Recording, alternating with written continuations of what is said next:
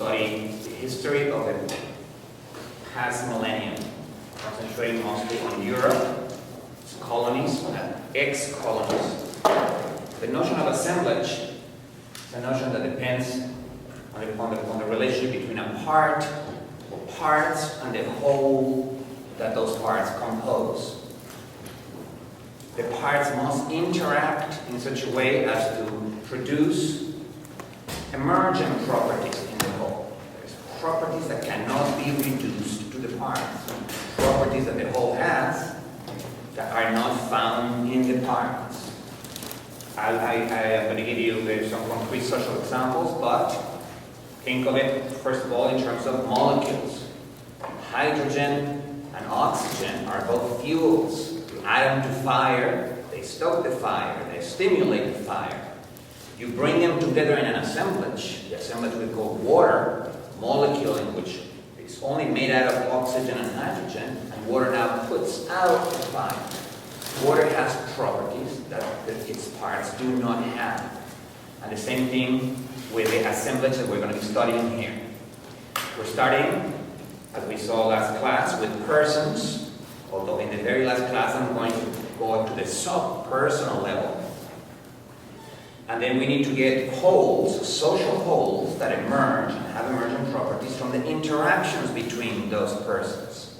So as we saw last class, those two of the structures that emerge directly from the interactions between people are communities on one hand and institutional organizations on the other. Hospitals, schools, prisons, barracks, factories, and non-government organizations, bureaucracies. Communities have the emergent property, particularly when they are tightly knit, that everybody knows everybody else, and therefore everybody knows when a local norm has been infringed. A promise that went unfulfilled, a favor that went unreciprocated, a bet that went unpaid, and word of mouth about those dishonored commitments travels fast, and the community remembers. Second, the community can also punish those violators via simple informal punishments, ridicule and ostracism. They can laugh behind your back, and they can refuse to interact with you. And ridicule and ostracism are highly efficient ways of punishing you when you do belong to the community, when the way you make a living depends on your belonging to the community. I'm repeating, by the way, in case you guys didn't get that part. I'm summarizing really fast for the three guys that were stranded in, who the hell knows where, in the southern hemisphere. Institutional organizations are different. Institutional organizations have an authority structure. You can give commands. It doesn't matter whether it's an architecture studio, whether it's a bureaucracy, whether it is a small business. There's a boss, there's workers, and the boss gets to give commands. And the moment you give commands, you can ask yourself the question, is that a legitimate command? So the legitimacy of authority is an emergent property of the whole organization. And it depends, again, on the day-to-day interactions of people. If the majority of people in an organization do not obey orders, well, the authority of that organization is non-existent for all practical purposes. If they do obey orders routinely, then that organization has authority. Its authority structure is stable. Once these assemblages emerge, and by the way, the difference between an assemblage, and this is new, guys, too, and a totality, like a Hegelian totality, like the ones used by Marx, is that in a totality, the parts fuse together into the whole. The parts, in a way, disappear and now are defined by the role they play in the whole. This is why Marx would claim that the individual is a mere product of its society. It doesn't really have an existence separate from its society. In fact, individualism, the idea that persons do have autonomy, that their autobiography matters, was considered by Marx to be a product of an ideology, the bourgeois ideology of the individual. We are rejecting that here.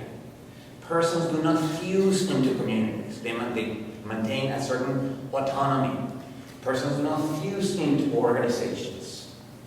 Now, once an assemblage emerges, it can itself become a component part of larger assemblages. Communities, for instance, several communities can strike an alliance, can form a coalition, and form what is called a social justice movement.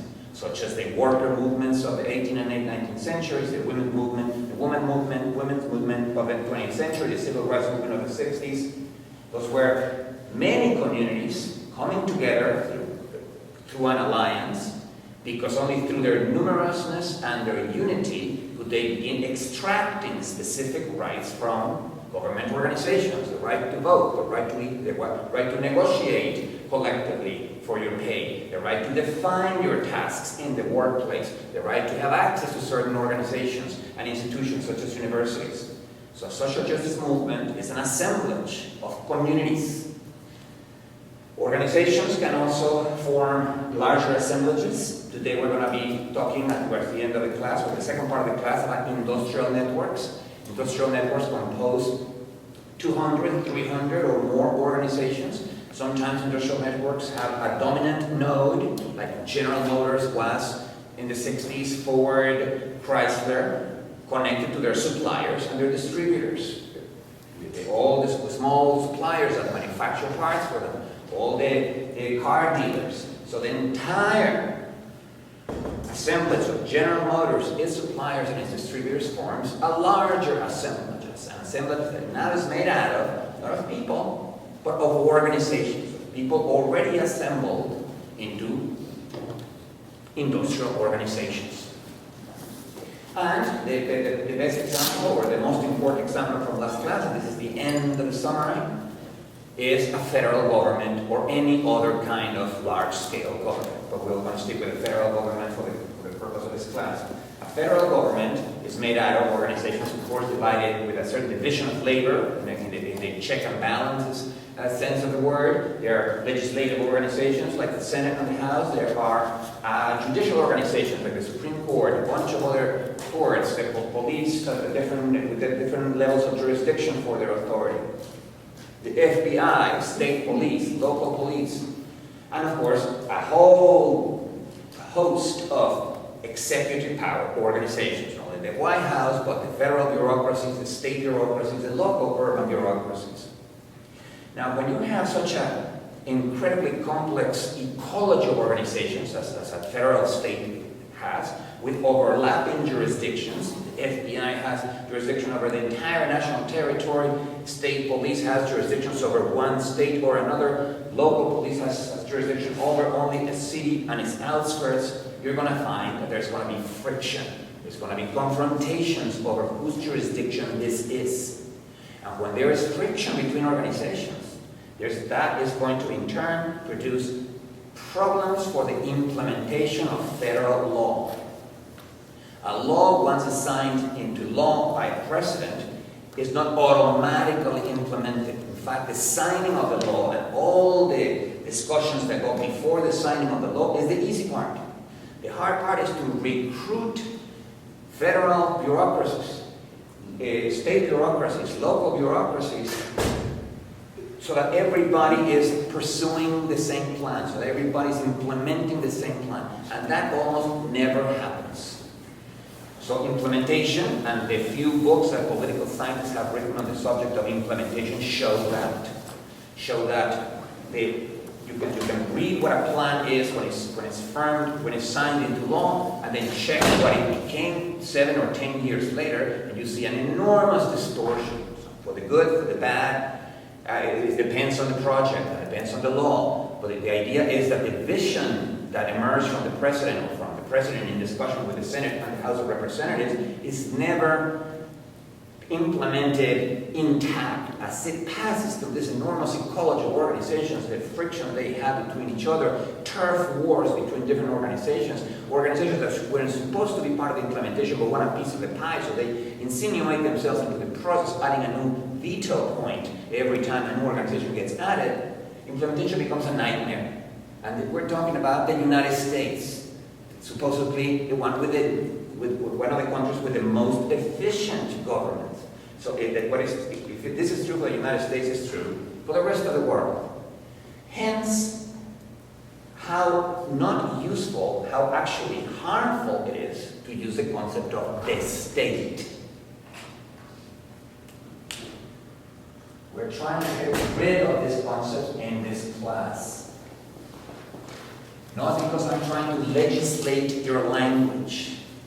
It is perfectly okay to use the word state as an expression when you're trying to make a point and you don't want to say, complex ecology of organizations, of government organizations. That's a little too long. So if you sometimes say the state in passing, that's perfectly all right. It's just don't use it while making a claim of existence, while saying, yes, there is this monolithic entity called the state, because then you are distorting reality.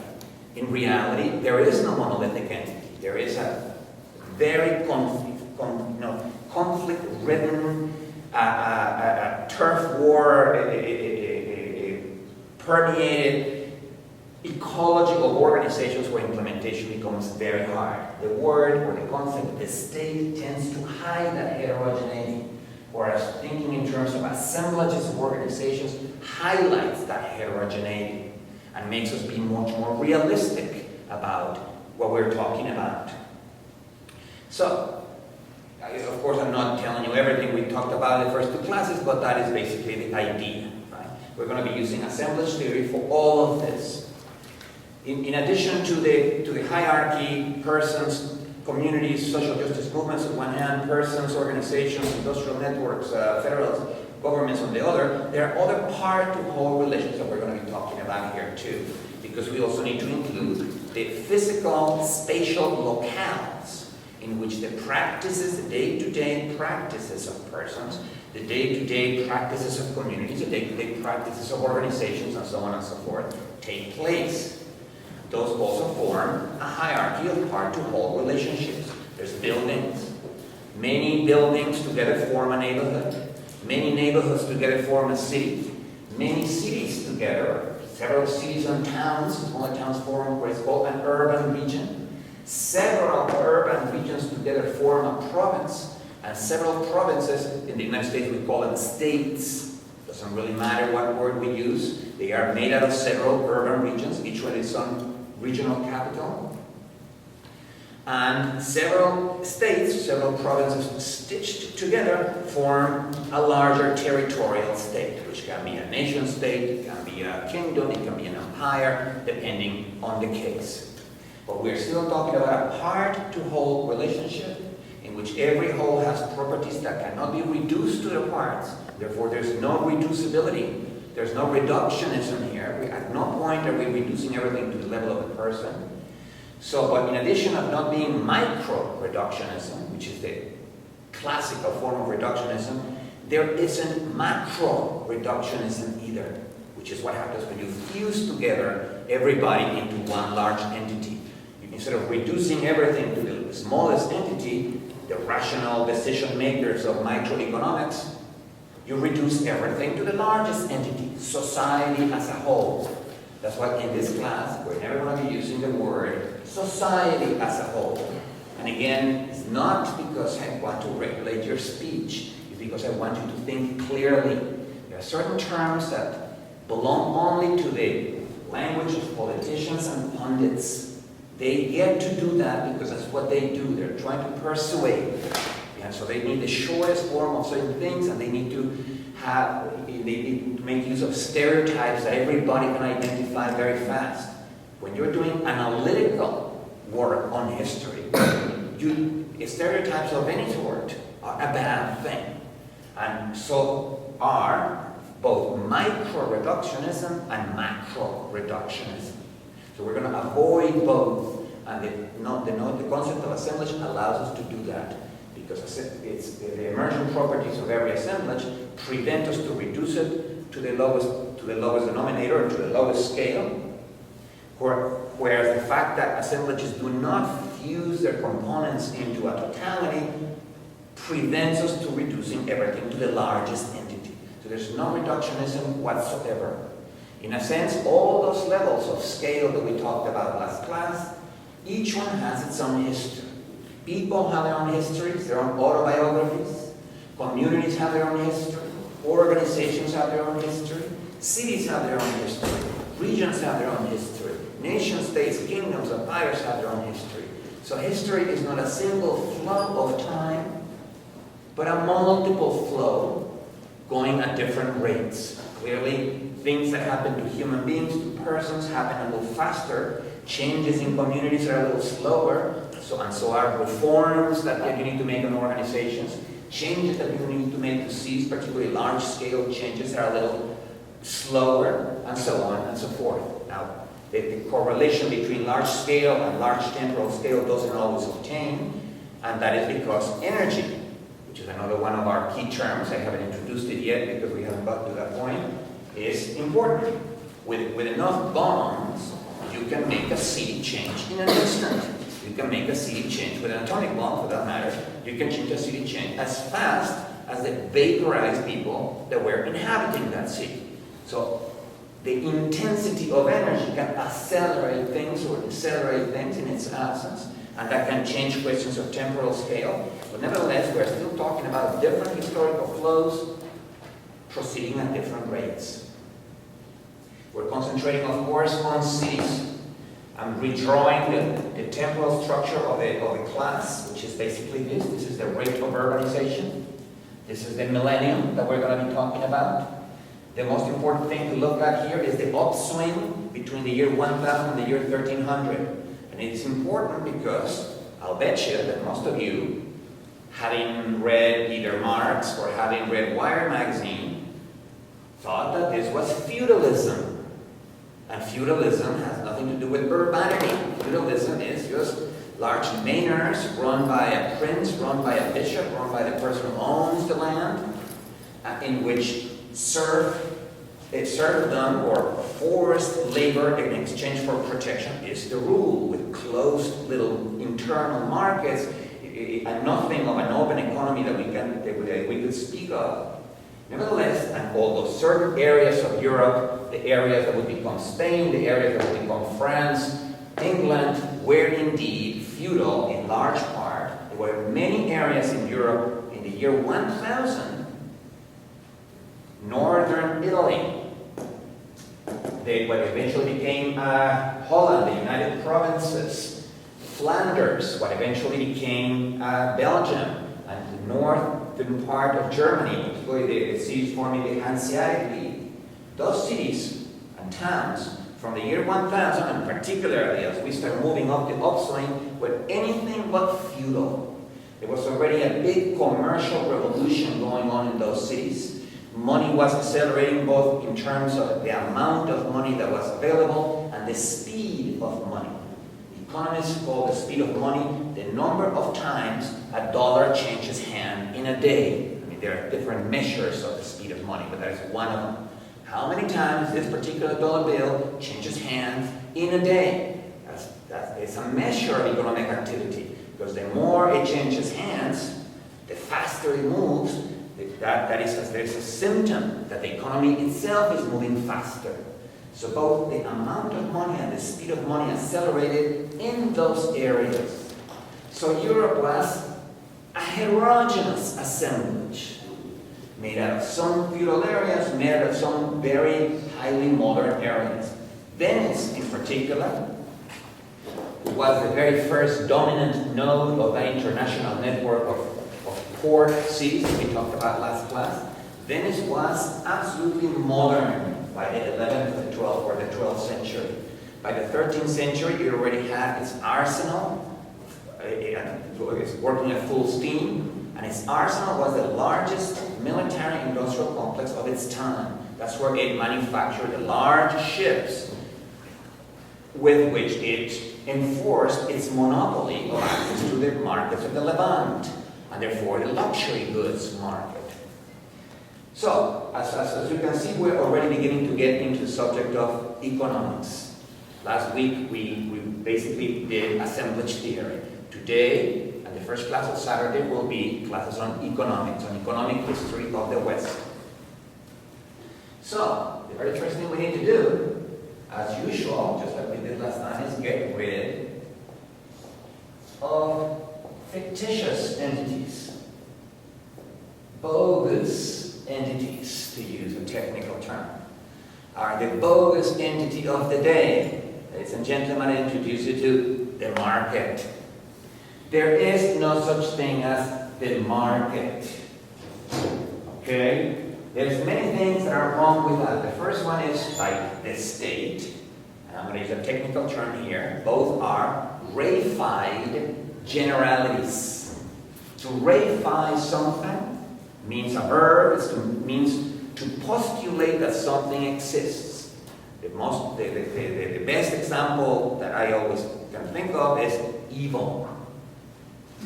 Now there is cruelty, that's for sure. Dictators like Attila the Hun, Hitler, and many others were particularly sadistic and particularly cruel. They enjoy seeing people suffer. They enjoy seeing minorities being exterminated. They actually got off on that. Now, that's a bad thing. But you take cruelty as a property of persons, property of the personality of particular individual persons, and then you reify it into something general. Evil in general. And now you give that a certain form of transcendent incarnation, the devil. So why did Attila the Hun do what he did? Because the devil made him do it. Why did Berkowitz kill all those people? Well, gods told them that the devil was telling them to do it. The devil becomes then an incarnation of a reified generality. And now we are completely in the realm of transcendental entities. It's a slippery slope. The market is not as bad as the devil, but it's almost as bad. Again, I'm not trying to regulate your language. What I'm trying to do is think clearly. First of all, in addition to being a reified generality, that is, we take something real, we take a bazaar, a marketplace, a small place in town which is real, concrete, where every week people gather to sell and buy, and then reify it into something general. But that's not even what's worse about that. What's worse about that is that everybody uses it in a different sense. So if you're walking down the street and you hear a yuppie talking in his cell phone and going, oh, the market did very good today. He's not talking about the market. He's talking about the stock market, which is okay because the stock market is an organization, but just don't call it the market. Call it the stock market and actually mention the city. You know, New York stock market, Chicago's commodities market, Frankfurt's stock market, London's stock market. That's a concrete assemblage. It's a concrete organization with an authority structure and a history. They were born at a particular time. They have at least potentially a date of death. Other people use the word market to mean potential demand, as in the market for iPads is gigantic, or the market for personal computers will be devastated by the iPad. The market, what is that? It means potential demand for personal computers has now been diminished because people are going to want to buy iPads instead of PCs or instead of laptops. So the market now has become an expression that everybody uses in different contexts, and unfortunately that just adds to the confusion, particularly when you're doing historical analysis and you want to be very concrete and very to the point. So we need to get rid of the word, the market. At the same time, we want to, of course, replace it with something else. We replace the state with an assemblage of organizations operating with different jurisdictions, federal organizations, state-level organizations, local urban organizations, in a complex assemblage of interacting organizations. Well, we need to do the same thing for the market. This timeline here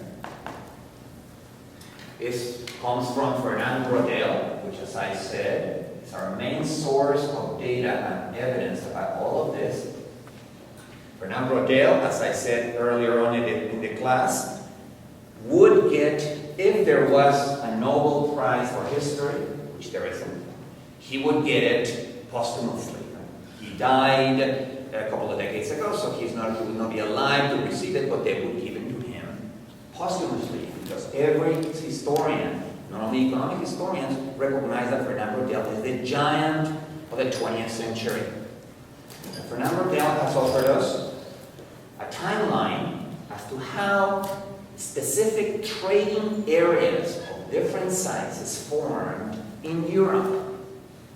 This only applies to Europe as most of my remarks. And remember what I said, this is not because I am being Eurocentric.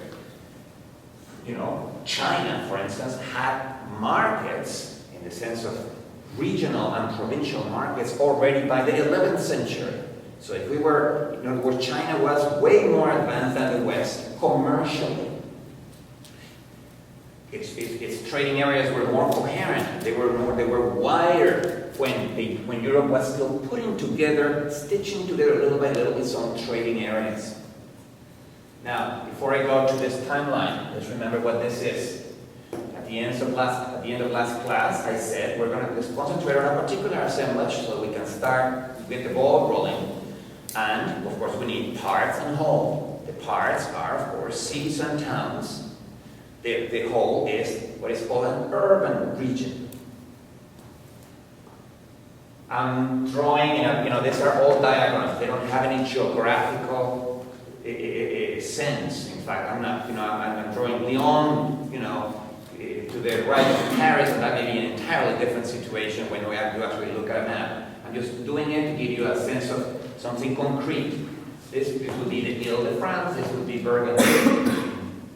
The idea is, and as I said, this comes from a geographer called Cristalaire, who poring over maps of Europe discovered that there were certain regularities in the way in which landlocked capitals structured their regions. There was always a large regional capital connected to 2, 3, 4, 5, 6 medium-sized towns, each one of which was connected to 2, 3, 4, 5 small towns, each one of which was connected by a road to a tiny little town. And the main difference between the towns was the number of different services that town offers to its surrounding countryside as well as to other towns. The tiny little towns only offer one service to the rural surroundings: a bazaar, a marketplace, a concrete place in town, what we would want to call the market, or markets, but let's just call them marketplaces, or better, bazaars, so to stay as far away from the reified generality as we can.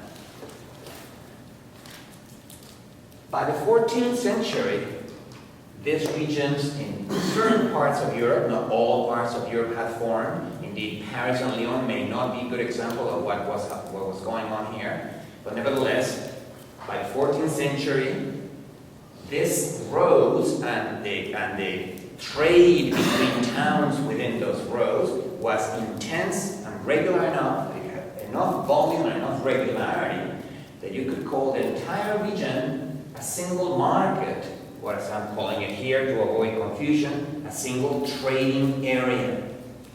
How do we know when an area has become a single trading area as opposed to a mere collection of trading towns?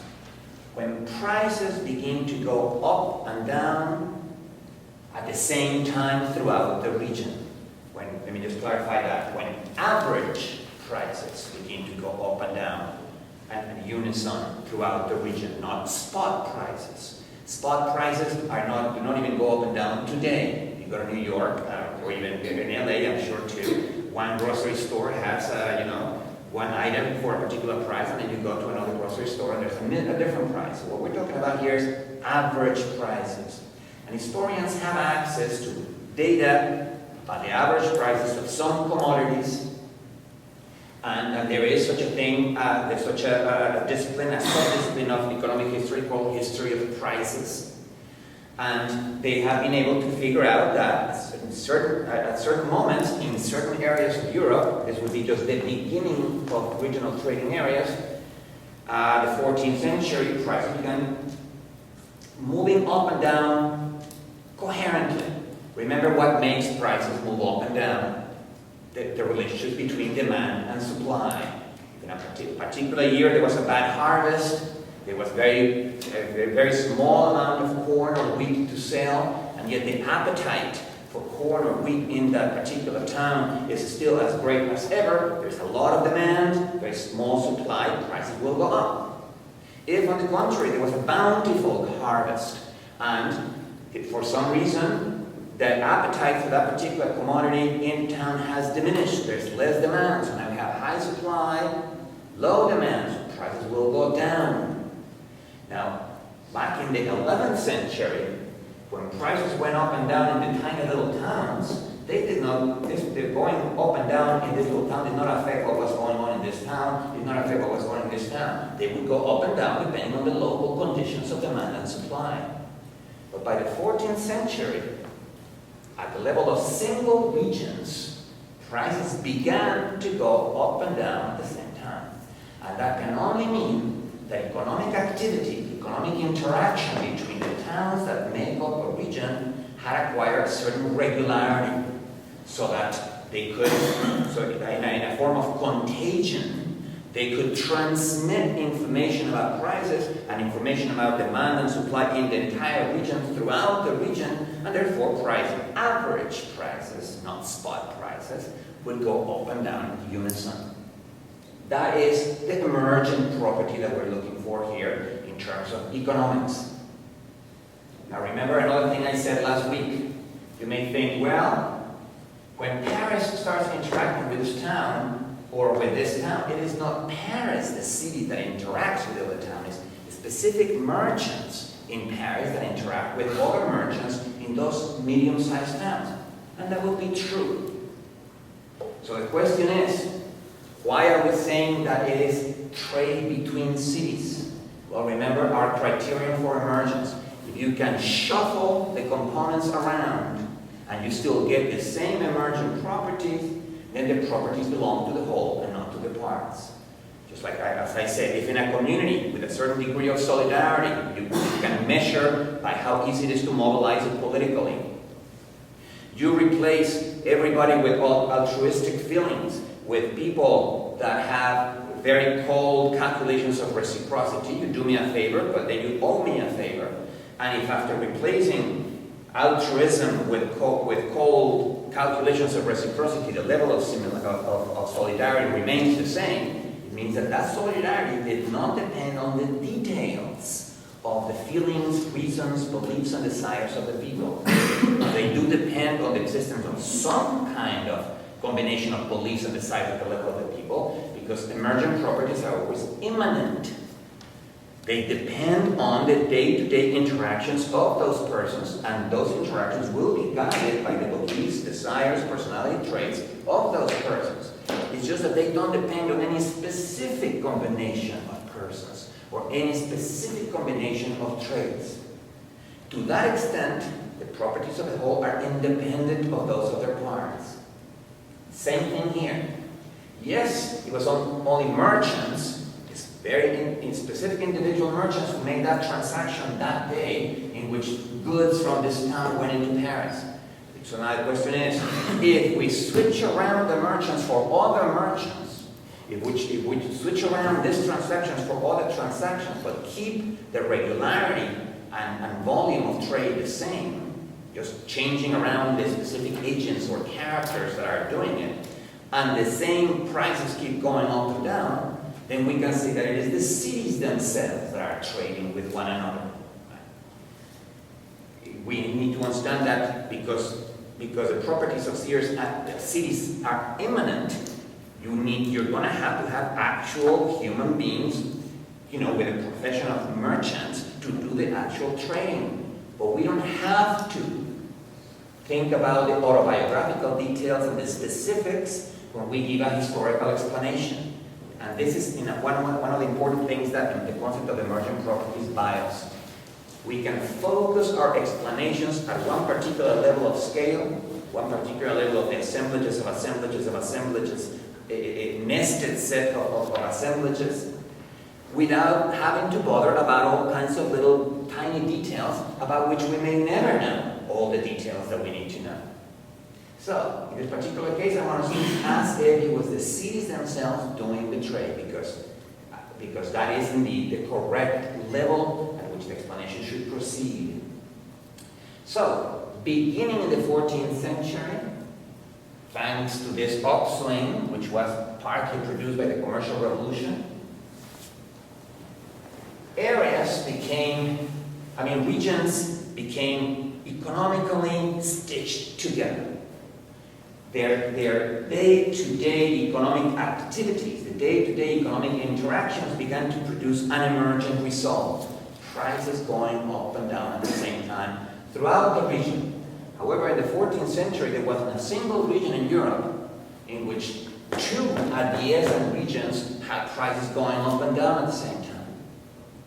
But by the 16th century, we begin to notice in the history of prices that several regions, several adjacent regions, the one I'm trying to, in a very diagrammatic sense, represent here, prices began to go up and down on entire provinces, which means that roads have been constructed, it's probably pre-existed, between at least the two regional capitals, and perhaps between some of the other smaller towns, and trade, its volume and regularity became such between regions now that an entire province's prices began going up and down. These are normally called by historians provincial markets. I'm calling them provincial trading areas, again to avoid confusion. The most important date for what we're talking about right now is the 18th century, 1700s. In the 18th century, the first national market came into existence, at least in the West, and it was in England. The English, in that century, at an enormous capital and political, financial and political expense, managed to stitch together all their provinces. How? By constructing canals, by constructing new roads, by destroying local tariffs, by destroying local taxes that were distorting prices one way or another, by destroying local subsidies as much as they could, and that takes a lot of political capital because provinces resisted this integration. But the English managed to integrate all their provinces into what is now called the first national market. And we know that because prices began to go up and down. Average prices began to go up and down throughout England. So they have the honor of having performed that achievement. When Adam Smith began to write his books, and Adam Smith is of course the source, our main source here for the notion of demand and supply setting prices, and for the idea that prices communicate information about demand and supply, and therefore allow the allocation, the relatively efficient allocation of resources that are scarce and that have alternative uses. That is the definition of economics in a way. The science of the allocation of scarce resources with multiple or alternative uses. The reason for that definition is very clear. If you have plentiful resources, if you have resources that can never be exhausted, then you don't really have to make any decisions about how to allocate them here or there. If the resources have single use, well, then the decision is very simple. Just put it where that use is most needed. But if the resources are scarce and they have alternative uses, metal that can be used for cars, or can be used for railroads, or can be used to create the beams and columns of a house, then you have to make decisions. You have to make decisions, and those decisions need to be guided by information. And that information is transmitted by prices. All those ideas were coined or created by Adam Smith, who witnessed the creation of the national market. So when Adam Smith speaks of the market, we know what he's talking about. He's talking about the English national market, which at the time was a kind of a miracle, because no one else in Europe had a single trading area that displayed economic coherence. In the 19th century, I'm not adding it here because it is not the first, France, Germany, and the United States created their own national markets.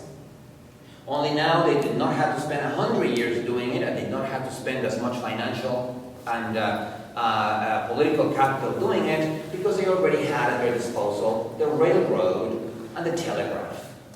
So, and both of which, the telegraph, for one thing, could transmit information about prices at the speed of light. And that had an integrated effect on a very large territory. And of course, the railroad increased enormously the speed of transportation, not necessarily, in this case, I don't care so much about the transportation of people, but transportation of cargo, transportation of commodities from one place to another. This became even more accelerated when someone had the idea of reversing a heat engine, the heat engine that was the engine of the railroad, by wiring it differently, in a sense. You can transform a heat engine into a refrigerator. A refrigerator is just a heat engine in reverse. So now you can have refrigerated cars. You can have refrigerated cars. Now you can send meat, for instance, or any other perishable good that didn't travel very well before, and you can send it across very long distances. At any rate, France, Germany, and the United States built their own national markets in the 19th century, but now, thanks to the help of technology and looking at the English example as the exemplary achievement of its time. Finally, in the 20th century, we have ourselves, in a way, particularly myself, I'm older than you guys are, so I've been around and I was able to see that, the creation of the first continent-wide trading areas, or continental markets, the first one of which was the European common market, established slightly after World War II, in an effort by the French and the Germans not to start a war against one another again. They had been fighting for centuries, and every fight became more and more bloody. With World War I, it became globally bloody, and then World War II did so much damage to Europe that to this day it has not recovered. In an effort, and both those wars, as well as the 1870-71 wars, as well as the Napoleonic wars, as well as the Franco-Prussian wars of the 18th century, were between Germans and French. So the French and the Germans got together and let's become economic interdependent. The more economic interdependent we are, the less likely or the less incentive we have to go to war. And so they began to create the European common market, which today has, of course, now not only a single currency, but also has become a political project. It's not just a matter of economic integration. Now they have, and they have not achieved it, but they are in the process of working some kind of political integration. They're trying to become the United States of Europe. NAFTA is another example of a continental market. It doesn't cover the entire continent, it just covers North America, but nevertheless, it's a good big chunk of North America. However, it hasn't quite taken. To this day, we do not have prices going up and down in Mexico, the United States, and Canada. So it is not something that has been achieved yet. Nevertheless, this belongs to our own era. And so we're witnessing just how hard it is to expand the size, the regional economic coherence that is structured and controlled by cities. So this nested set is almost like a Russian doll. I don't want to, or a Chinese boxes within boxes. I don't want to stress too much that because I saw last week, as we saw in last class, there are divergences from persons. We can go to communities and organizations, and then in the question and answer period, we saw that some communities are made out of organizations, and some organizations are made out of networks. So I don't want to stress too much that Russian doll idea, but it would be a good one to think about this. This is what we will replace the market with. We replace a bogus entity with entities that have a birth date, a date of birth, very approximate as it may be, historical entities that are unique, and at least in principle, the potential for death. Now before I move on, let me just say one more thing about that. Because we're talking about now the replacement of reified generalities. Let me give you another example of another very fine generality, not that it matters very much for this particular class, but it will give you the concept, the philosophical concept. Remember that this class is a class on philosophy of history, not so much on history. So what we're trying to derive is ideas and concepts that we can apply in other areas. Think of the reified generality man, you know, the human or the human being. Let's keep the sexist version because people still use it. Man has achieved a lot. By that I mean, of course, humanity. But that is the expression that's used. Man, needless to say, is a bogus entity. It doesn't exist. What does exist? Well, the human species. But the human species is a historical entity with a clear date of birth and at least potentially a date of death. Not only a human species, any animal or plant species is born with an event called speciation. Speciation means that a single reproductive community, which used to be able to exchange genes with one another, you know, the animals used to be able to mate with one another, has become splintered, has become divided into two reproductive communities, and has begun to diverge enough so to the point where you cannot now mate with one another. This can happen in a whole variety of ways. Think of a large population of animals and a river that changes course. It used to pass that way. Now some seismic event has pushed it to pass right in between the reproductive community.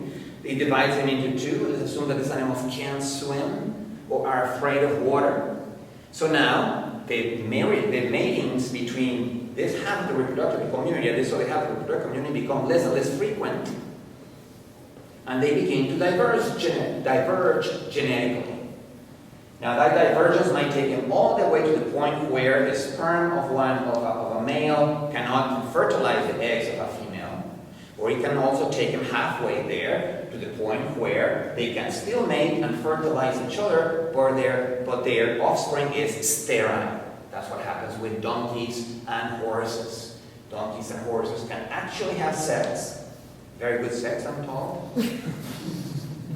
And they can actually have offspring, mules, but the mules are sterile. So the flow of genes cannot pass through them anymore. That's just as reproductively isolated as we are from chimpanzees. And our sperm cannot fertilize their eggs and vice versa. Thank God. The moment that happens, and of course this can happen in time scales of 1,000 years, 1,500, 2,000 years, where species have evolved at a much slower pace than organisms that compose them. But now we begin to get the idea of a species as an assemblage of organisms that has a date of birth and has a potential date of death, the moment of extinction. We humans could push ourselves to the border of extinction very easily. And as a matter of fact, our crazy urbanization and destruction of the habitats of other species pushes them to extinction every day. I mean, there's at least one species that goes extinct every day, even if it's just a tiny species of insect or a tiny species that you would never even notice, not necessarily tigers and zebras and you know, large animals with a lot of power to attract us. Nevertheless, speciation and extinction are the exact equivalent of birth and death at the level of the organism. Speciation is the birth of a species, extinction is the death of a species.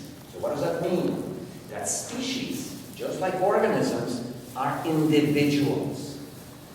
Now we have learned, and this is just a habit, to use the word individual as synonymous with person. We say it is the individual who makes choices, or the rights of the individual, meaning the rights of people, the rights of persons. But the word individual is really an adjective, and it can apply to everything. We can perfectly well speak of individual cities, this city, that other city. We can speak of individual communities, this community, that other community. individual organizations, this university, that other university, this hospital, that other hospital, that prison, this other prison, this factory, that other factory, this NGO, that other NGO. We can also speak of individual nation states. So the word individual, as we will use it in this class, does not refer to persons. So I'm going to be talking about individual persons, even though that sounds jarring. It sounds jarring because it sounds like you're saying the same thing twice, but you're not saying the same thing twice. Individual, just like that, is a short way of saying individual person. But every single entity we're talking about here is a unique historical production, therefore an individual. Just like every single one of us has different fingerprints and has different retinal prints and has its unique unreproducible characteristics that not even your clone would have. Just as we are unique historical constructions that will never come back again once we die, because there's no way of reproducing the exact same conditions, embryological, sociological, and so on, that gave rise to who we are today, even if the genes are the same. So is with communities, so with organizations, so with cities.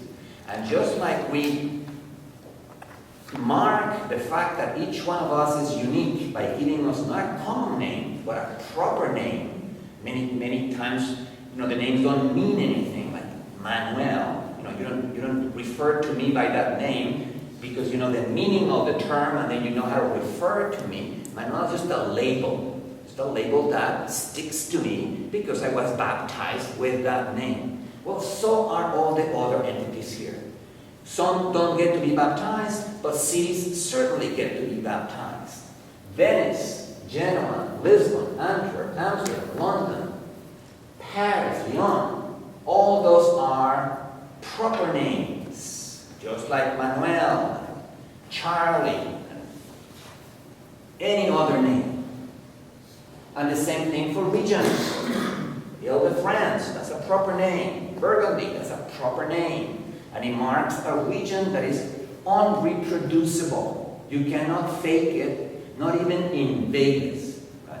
In Vegas is the place where you can find the Eiffel Tower and a little Venice and a little this. Well, I'm sorry, I hate to burst your bubble, but that Venice in Vegas is not Venice. Okay? You cannot reproduce Venice. It's a unique historical entity. So that is a very important philosophical point. Because as I said, as materialists, we need to be very careful with the kinds of entities that we include in our mind-independent world. If we are going to take that leap, if we're going to say, yes, there is a world that exists independently of our minds, entirely independently of our minds, well, then we need to be very careful not to include transcendent entities like angels and demons, transcendent spaces like heaven and hell, or reified generalities, or any other kind of bogus entity. We want our world to be clean and inhabited only by concrete historical entities. Well, each one of this, each local marketplace, each regional trading area, each provincial trading area, with or without a proper name, each national market, each continental market is a unique historical entity. Has a date of birth and potentially a date of death. Finally, trade is not only local, as it happened here, with the locality becoming larger and larger with time, it's also international. And international trade exists at least since the 12th century. And it has become global at least since the 17th century, when Amsterdam was the dominant node of this network. It became a network with Venice as its most important node. Genoa became the most important node once America was discovered, once the silver of Mexico and Peru began flowing towards Europe, because the Genoese were a large, as a city, Genoa was a reservoir of financial expertise, and the kings of Spain didn't really know how to process all that silver, so they had to pass through Genoa. The generalists would make payment, would make loans to the kings of Spain, and then they would get the silver. They were like the Dubai of their time. Dubai being, of course, an incredibly concentrated center of finance, processing most petrodollars in the Middle East. Genoa was that in the 15th century. By the 17th century, that is in the 1600s, Amsterdam was already the center of the network, but the network had become global. This links reached, of course, all the way into Indochina, all the way to Java, which was Dutch, all the way to China, and on the other direction, all the way to New Amsterdam, which eventually became New York. So globalization, as we know it, at least at the commercial level, is actually old. Not at the financial level and not at the industrial level. The industrial globalization is a relatively recent phenomenon, but commercially, the world was already a single international market by the 17th century. There's a big difference between this and this, though. This type of markets involve landlocked capitals, and most importantly, the stuff that was sold and bought in those marketplaces was relatively humble goods and staple foods. Corn, wheat, barley, beer, shoes, belt buckles, belts, and simple manufactured products. You never made enormous profits here, with the exception of wholesalers, who would be able to manipulate demand and supply by having large warehouses and being able to hoard the commodities when the prices were low and then unleash them into the marketplace little by little when the prices were high. The real profits, the real capital accumulation, what really got capitalism going, I say capitalism with scare quotes because in a second we're going to find out that that is another great fact generality, was in the cities here because international trade was always trading luxury goods, whether they were the porcelains and silks from China, whether they were gold or silver products from Islam, whether they were spices, cinnamon, pepper, sugar, and so on from India and other places. They were luxury goods, number one. And these cities were connecting marketplaces that were so separated, a marketplace in Europe with a marketplace in India, a marketplace in Europe with a marketplace in China, a marketplace and so on, that demand and supply couldn't possibly set the prices by themselves. So since demand and supply didn't set the prices, they set the prices. And what prices were those? Well, as much as the market could bear, as they say. In other words, as much as they could get away with. So not only were they selling luxury goods, they were selling luxury goods at whatever price they wanted to. And that generated enormous amounts of profits, which accumulated in those cities and then found their way through loans to kings and so on to the cities in the interior, which were organized this way. So it's a very complicated substitution. We're going from something very simple, the market, to something very complex, and that is unfortunately the way it is. I mean, that is probably one of the reasons why we use the word the market. It's just a very simple way that does not involve you in this complexity. And as I said, that is perfectly fine for politicians and pundits, but to do analytical work on history, you cannot but replace the reified generalities, the simplistic stereotypes, with the much more complicated entities that we're talking about here. This, by the way, applies only to commerce. So we're going to need to do something entirely different for industry and finance.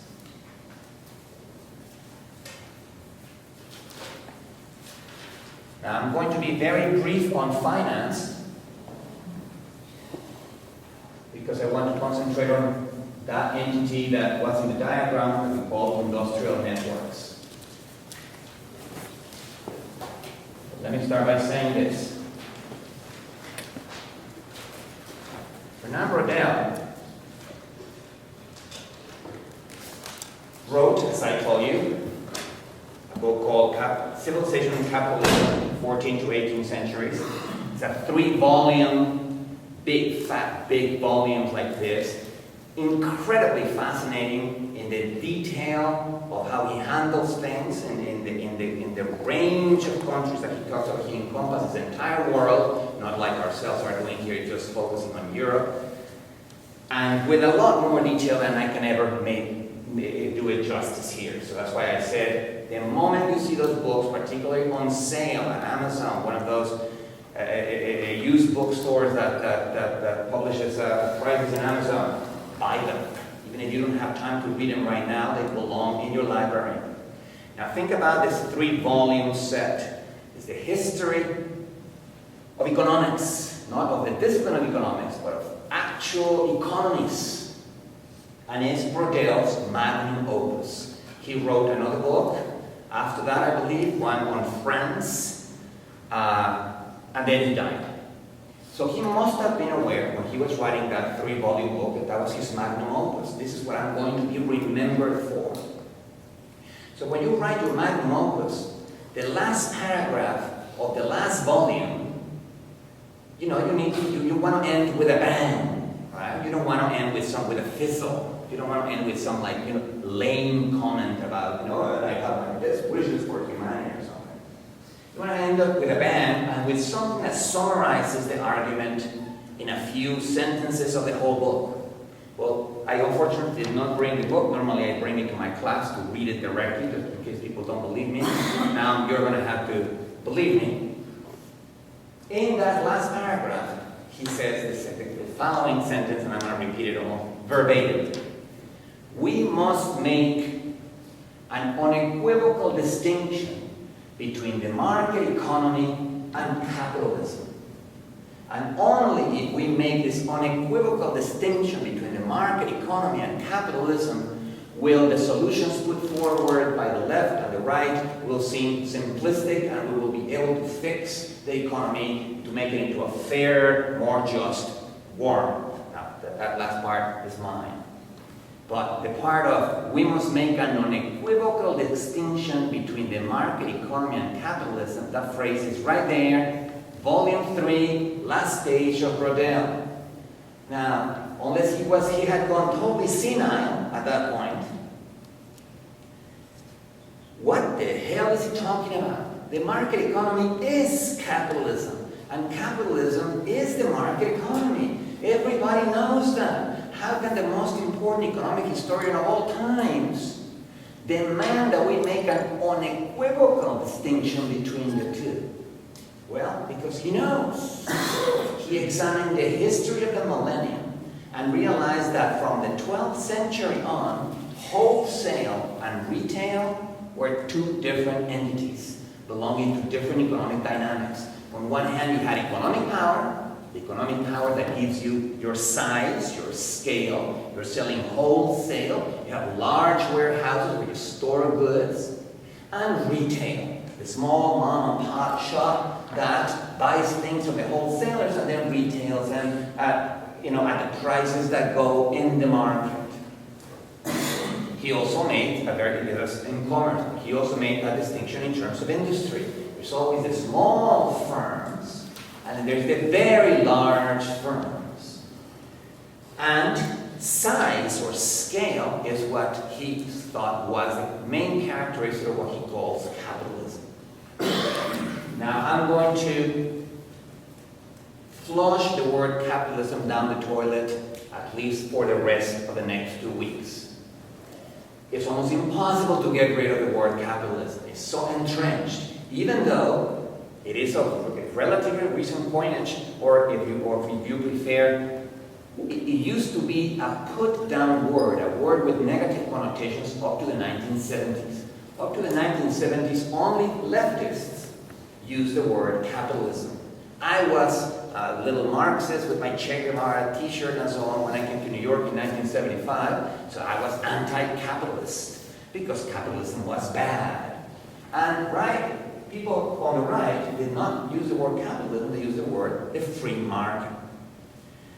In the late 70s, I began to notice that there's a Wall Street magazine, I can't remember if it's Forbes or Fortune, it had a slogan that for the first time, and obviously deliberately, controversially, began to use the slogan Forbes, or fortune, a capitalist tool. Precisely because they were stealing the word from the left and using it. I shouldn't talk about the left and the right. Those are totally reified generalities. So let me backtrack, because I said you could shoot me. Hey, easy there, boys. Don't go for the gun so fast. People on the left, on average, tend to glorify the state and demonize the market. People on the right, on average, that's not a reified generality, tend to do the opposite. They glorify the market and demonize the state. Now, demonization, glorification, those are not analytical positions. Those are theological positions. We don't want to do that. But besides that, we now have the idea from Braudel that the economy may have contained throughout the millennium two entirely different dynamics. The dynamics of big businesses and the dynamics of large populations of small businesses. And he gives us the data and the evidence for that throughout the millennium. I'm going to write it down in a lot more detail here. The important thing about this is this. Think of it, for instance, the best example that we can think of right now is the financial crisis that's just happened. There are two phrases that have been happening that have quite a lot of currency during the financial crisis, particularly in the last 2 years. Firms that are too big to fail, and firms that are so big that they socialize losses and privatize profits. Now, those are two phrases that describe exactly what happened 2 years ago, and to a certain extent continue to happen. What is it to be too big to fail? Well, it means that you employ so many employees, so many workers, that if you go bankrupt, say like they have let General Motors, well, they let it go bankrupt, but if they had let it go completely dead, so that state, or the several states where General Motors has plants, would have had 300,000 people unemployed from one day to the next. Government organizations cannot allow that to happen. It's an economic dislocation. So they have to come to the rescue of these firms. That cannot possibly be a market entity. Since a market entity is supposed to be an entity that does not depend on subsidies, that does not depend on support from the state, that does not depend on guarantees from government. That's the whole point of being part of the market as opposed to the state. And yet these firms are so big that they are too big to be allowed to fail. Secondly, when they do fail, we go and bail them out, which means that their losses are being socialized, meaning they're being paid by taxpayers, whereas we let them keep their profits. So profits are privatized and losses are socialized. God, I wish they let me start a business like that. You know what I'm saying? I would be very rich. Yeah, just lose whatever you want. You know, government is going to pay for all those losses. And let's keep all the profits. Now, I'm not going to go into the details of what happened during the financial crisis, except for saying one thing really fast. It was not the greed of the bankers that caused it, and it was not a crisis or a contradiction of capitalism that caused it. One is to concentrate on the micro level, the other one is to concentrate on the macro level. We need to find some level in between where the actual action happened. But what is that level in between? And remember, we need levels in between with proper names, if possible. Well, I have them.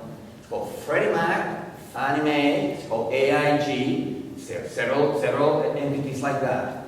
What exactly happened? Well, during the Clinton years, the last years of the 90s, someone had the brilliant idea of taking mortgages and package them together and sell them as if they were stocks. It's called the securitization of mortgages. And those packages had a name. They were collateralized debt obligations. Debt obligations, that's just a fancy name for saying people have a debt that they are obliged to pay interest on. Collateralized, their houses are collateral. So it's just a fancy way of saying mortgages converted into stock, or convertible into something that can be traded in the stock market as if it was stock. But notice what happens when you do that. Before collateralized debt obligations, banks issued their own mortgages, and when banks issue your own mortgages, the bearing of the risk of default on that debt is the bank bears the risk of the debt, and therefore is forced to scrutinize the person who's asking for a mortgage in detail. But once you begin selling anonymous mortgages as packages, you separate the assessment of risk from the bearing of risk. Before that, the two went together. I'm the mortgage manager in this bank. My bank will bear the risk of losing its money if you default. Therefore, I'm going to make sure that I'm going to check your credentials and your background. I'm going to make sure that you can, in fact, pay this debt. In other words, assessment of risk, the assessment of the risk of default, goes hand in hand with the bearing of risk. But once you begin packaging these mortgages and selling them all over the world, you break the link between assessment of risk and bearing of risk, which basically means that the assessment of risk is going to become very sloppy. Subprime mortgages enter the stage. The mortgages that became toxic assets. To make things worse, this was an invention, among others, of entities like Fannie Mae and Freddie Mac. To make things worse, AIG, which is an insurance company, began to invent a new form of insurance, an insurance of those securitized mortgages. They call them credit default swaps. So now people buying those mortgages thought, hey, not only are we going to get income that's better and more regular than dividends, because it's everybody paying their mortgages, well, that income is going to come to us. They are insured against default. Of course, none of that worked. It was supposed to disperse risk so that the risk wouldn't concentrate on a particular entity, and instead what it did is disperse mistrust. The day after Lehman Brothers collapsed, nobody trusted nobody else. All credit froze because no one knew who had the toxic assets. To this day, we don't know where many of those toxic assets are. I mean, the government has made banks have stress tests and so on, but we still don't know. They are still unwinding. At any rate, that is only the kind of thing that can happen with large scale. And Braudel's argument, and I'm going to go into it right now, is that large scale makes all the difference in the world.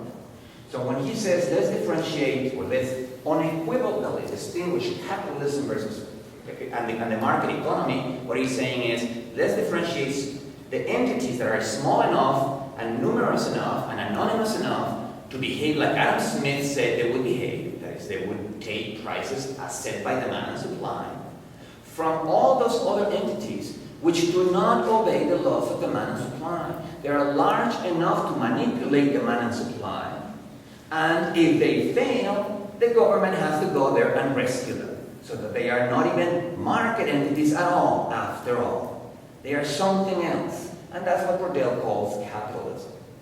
Now the problem, I completely agree with Braudel's examination, and I'm going to give you a much more concrete example in terms of industry right now. But the problem with his terminology is that most people mean by the word capitalism the market economy. And so you cannot start redefining terms that everybody already uses in one way or another. It's like Humpty Dumpty. You cannot just play with words, at will. If you continue to use the word capitalism and you want to be faithful to Braudel, you would have to explain every time you use the word, by that I don't mean the market economy. At which point people are going to look at you like, well then why do you use the word capitalism?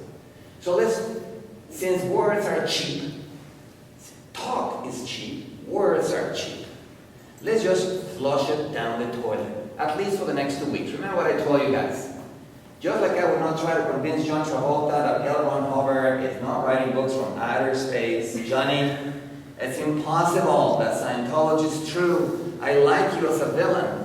Keep making good films. But I'm not going to be able to convince them of that. I'm not going to be able to convince people who already believe in capitalism that capitalism doesn't exist. So all I'm asking you is play ball with me this week and next week and during your final essay. Do not use the word capitalism. Believe me, it's one of those words that's going to make you look stupid 20 years from now. Let's get rid of it. So what do we put in its place? Well, different things. In the case of industry, we will have to differentiate two very different industrial styles, two very different ways of producing stuff via economies of scale.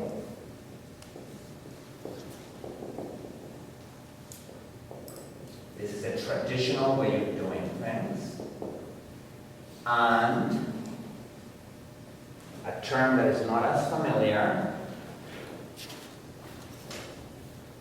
via economies of agglomeration.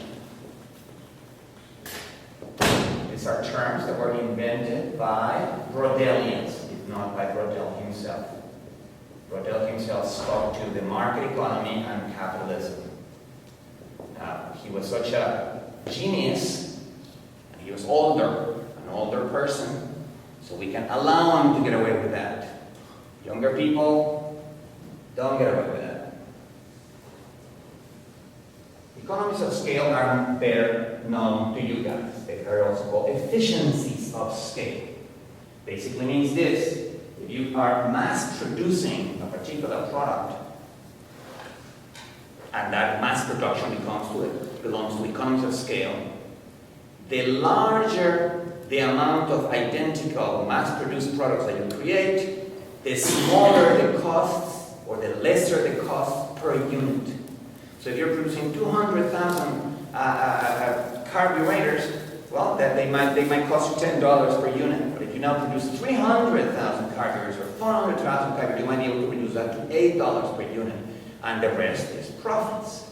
The larger the amount of stuff, and for the larger the factories, the more money you make, the more wealth you produce. Economies of scale produce wealth. Don't get me wrong. It's just that they have hidden costs that we're going to be talking about both today and next week and next class. But let's first introduce the differences. Economies of agglomeration refer to a very different system of industrial production. One, I'm going to give you examples on Saturday morning. Silicon Valley is a good example. Emilia Romagna, a region in Italy, is another example. Depends on the agglomeration of talented people in a particular geographical region and of the interactions between those creative people. The creative people can be designers, graphic designers, they can be industrial designers, they can be software designers, they can be hardware designers, they can be any kind of talented people, but they need to be many of them and interacting with one another, and the firms must be small. I'm going to show you why in a second. Let's first differentiate the two styles by their different types of inputs and outputs. Labor is routine. In economies of scale, skilled in economies of agglomeration. Leadership.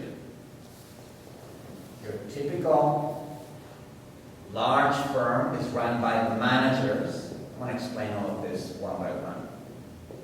Or executives, as opposed to entrepreneurs.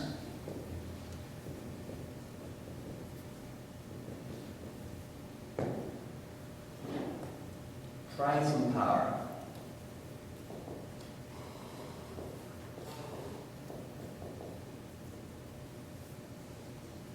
Economies of scale. The typical firm belonging to economies of scale are price setters. Your typical small firm and economies of agglomeration are price takers. Type of competition.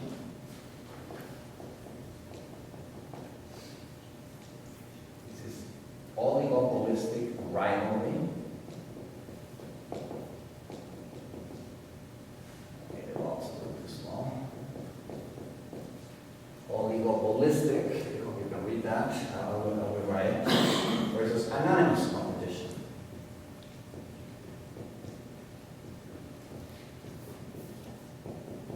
The type that Adam Smith spoke of. Internal organization, I'm going to say org. External organization, org. So internal organization has deep hierarchies.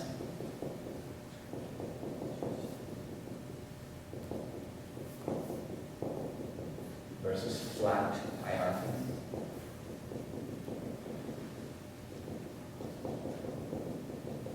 And finally, a network with dominant node.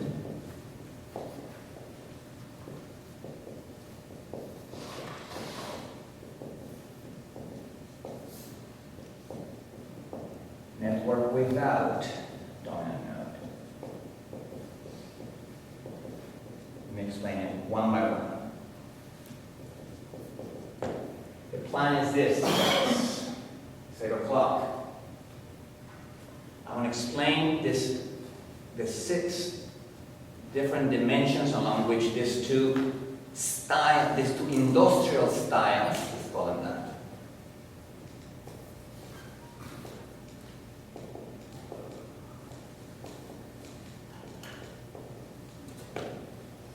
the 6 dimensions along which industrial styles differ.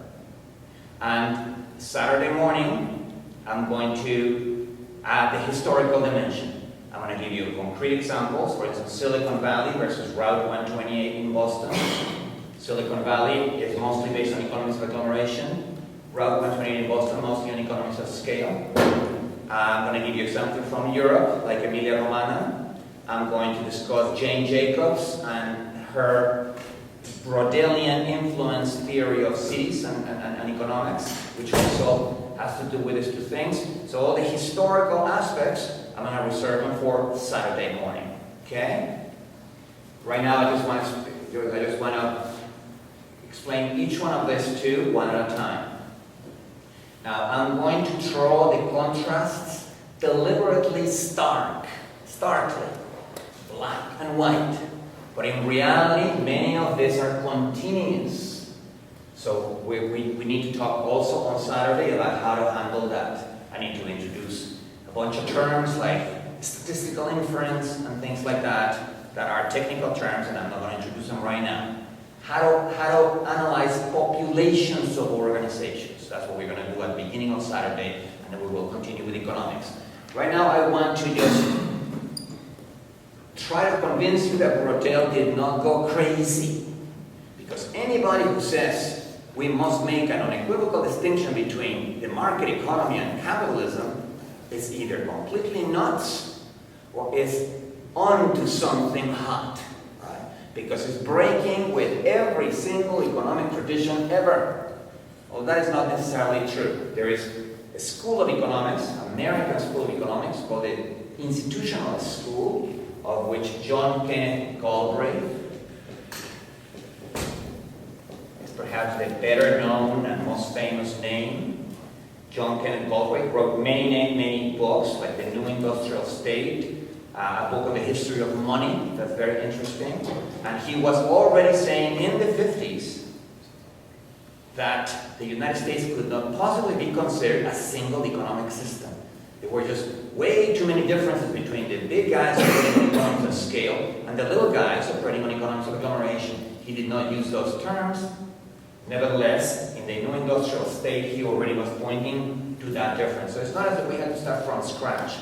It's just that Galbraith has been ignored, despite the fact that he is a fantastic thinker. He has not had the influence that he should have had, partly because his work was not easy to mathematize. And economists, they believe themselves to be the social science that's closest to physics, closest to hard science. They like things that can be mathematized. Today we have computer simulations which allow us to formalize ideas without necessarily putting them in a mathematical language. We can unleash a population of virtual organizations inside the computer and see them interact and see what emergent properties are produced. and so computers are beginning to turn the tide, and I will say by the time your careers are peaking, that is 15 years or so from now, computer simulations will be so common. They are already very common, but much more so common, and all the barriers to thinking about this way are going to fall down. I'm going to return to that point on Saturday morning. Let's start here. Economies of scale depend basically, this is true of Henry Ford's factories, as well as other examples I'm going to give you next class. Routine labor. You can even pay him higher wages like Henry Ford did. Henry Ford actually paid above average wages to his workers as long as they shut the hell up. That is, as long as they just accepted that routine and did it as part of the assembly line. If this is a conveyor belt, you put the new part of the carburetor and then pass it on to the next guy. And don't try to use your own skills to do this. Next week because I teach this class weekly somewhere else. But next class I'm gonna argue that in fact this comes from the military. It was in the military 100 or 200 years earlier than Henry Ford that the need for spare parts arose, and spare parts can only be produced if you routinize the assembly line. If you have handcrafted weapons in which the skills of the worker play a big role, you will never be able to use this part as a spare part for this other weapon. So it was because of the needs of the battlefield that we got this industrial regime and these some components.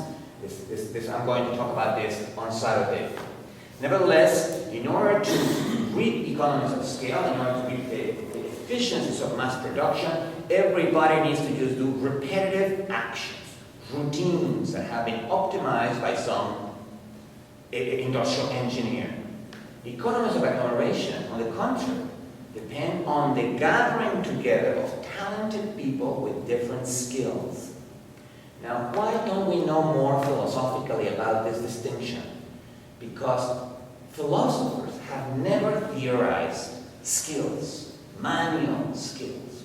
Philosophers think that all knowledge is mental knowledge. In fact, most philosophers tend to think that knowledge is representational knowledge, knowledge codified by language. The one exception is Gilbert Ryle, a British philosopher from the 1940s, whose work, the concept of mind, the ghost in the machine, those books are still worthwhile reading, particularly because no one really read them. He was read in his own time, but he never became fashionable. And so it's one of those jewels that you can recover from the past and make it have a contemporary value. Gilbert Ryle distinguished two types of knowledge. Knowing that, with a blank, versus knowing how, by a blank. And he says it's important that philosophers make this distinction. Knowing that is knowledge codified linguistically. What fills that blank is always a declarative sentence. A sentence like, Columbus discovered America in 1492. It's a sentence with a subject, a verb, and an object, and the sentence needs to be stating a fact. The fact may be false. The Steelers beat the Packers in the last Super Bowl. Oh yeah, you wish. But that is a declarative sentence nevertheless. It's false, but it's a declarative sentence. So knowing that is knowledge that is bookish knowledge. Stuff that you read in books, or the stuff that you read in newspapers. I know that, Obama was born in this country. I know that, blah, blah, blah. There's a bunch of sentences that you can follow that, and most philosophers think that knowing that exhausts knowledge. Knowing how, that blank is always filled by a verb in the infinitive. Knowing how to ride a bicycle. Knowing how to swim. Now, you don't teach your kids to ride a bicycle, by giving them a big tome, how to ride a bicycle. And then throwing them downhill. Good luck, kid.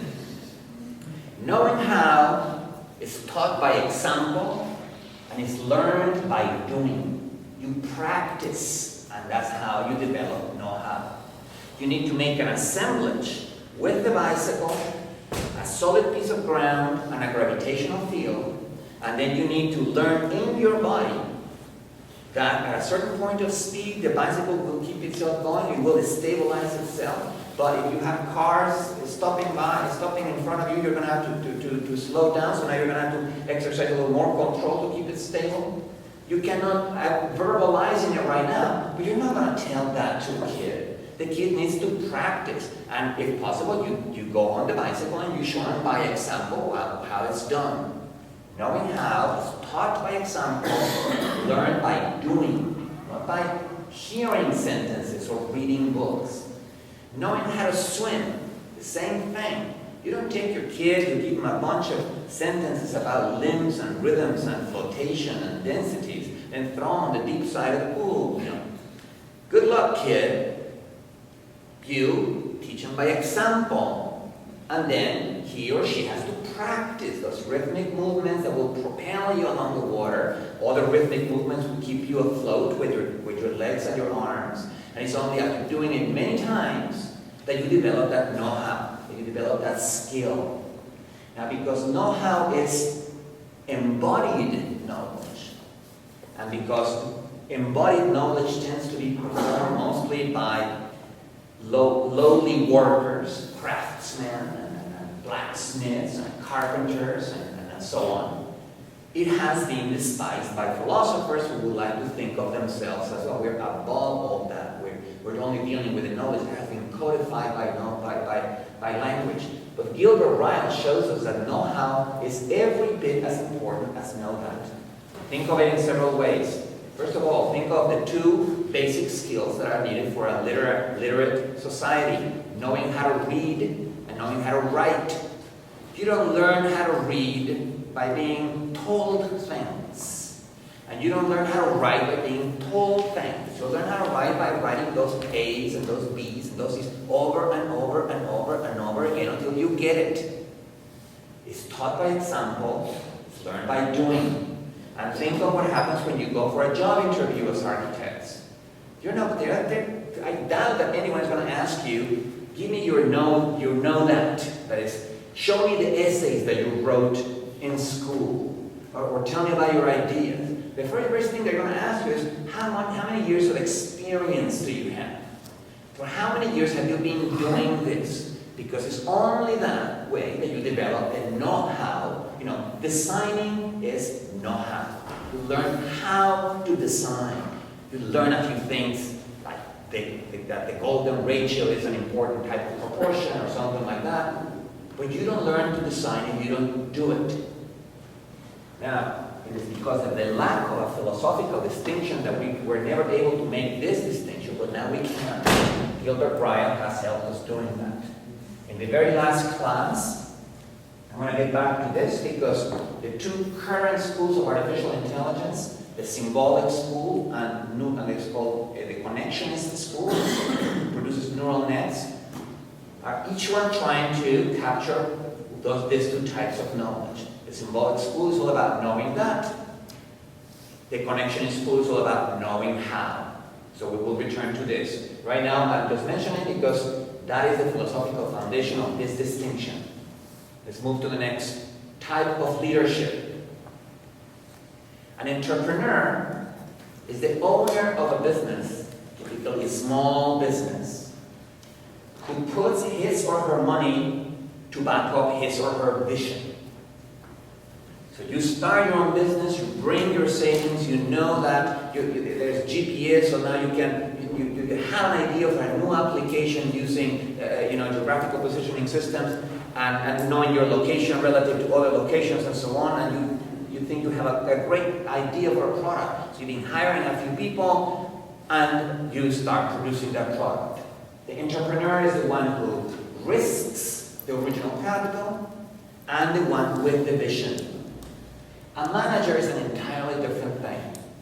A manager depends on the existence of a particular type of firm called a joint stock corporation.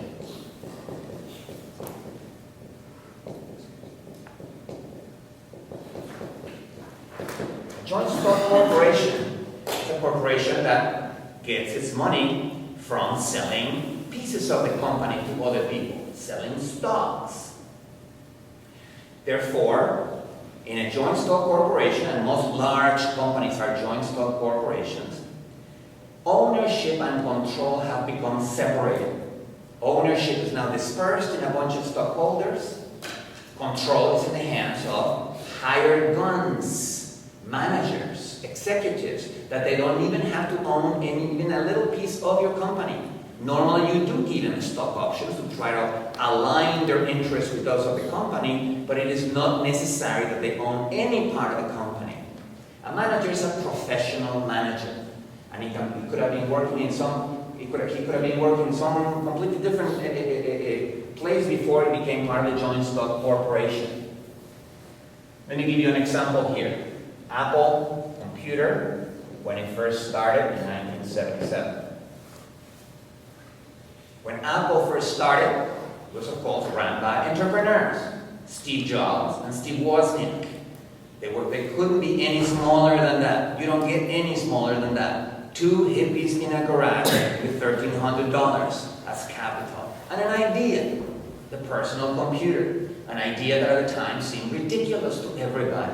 Computers were either mainframes that only very large government organizations would need, or what they called mini computers, which were not as expensive as a mainframe, $50,000, $60,000, but nevertheless you needed a bank loan in order to start, say an animation company that to do 3D animation. You needed a mini computer.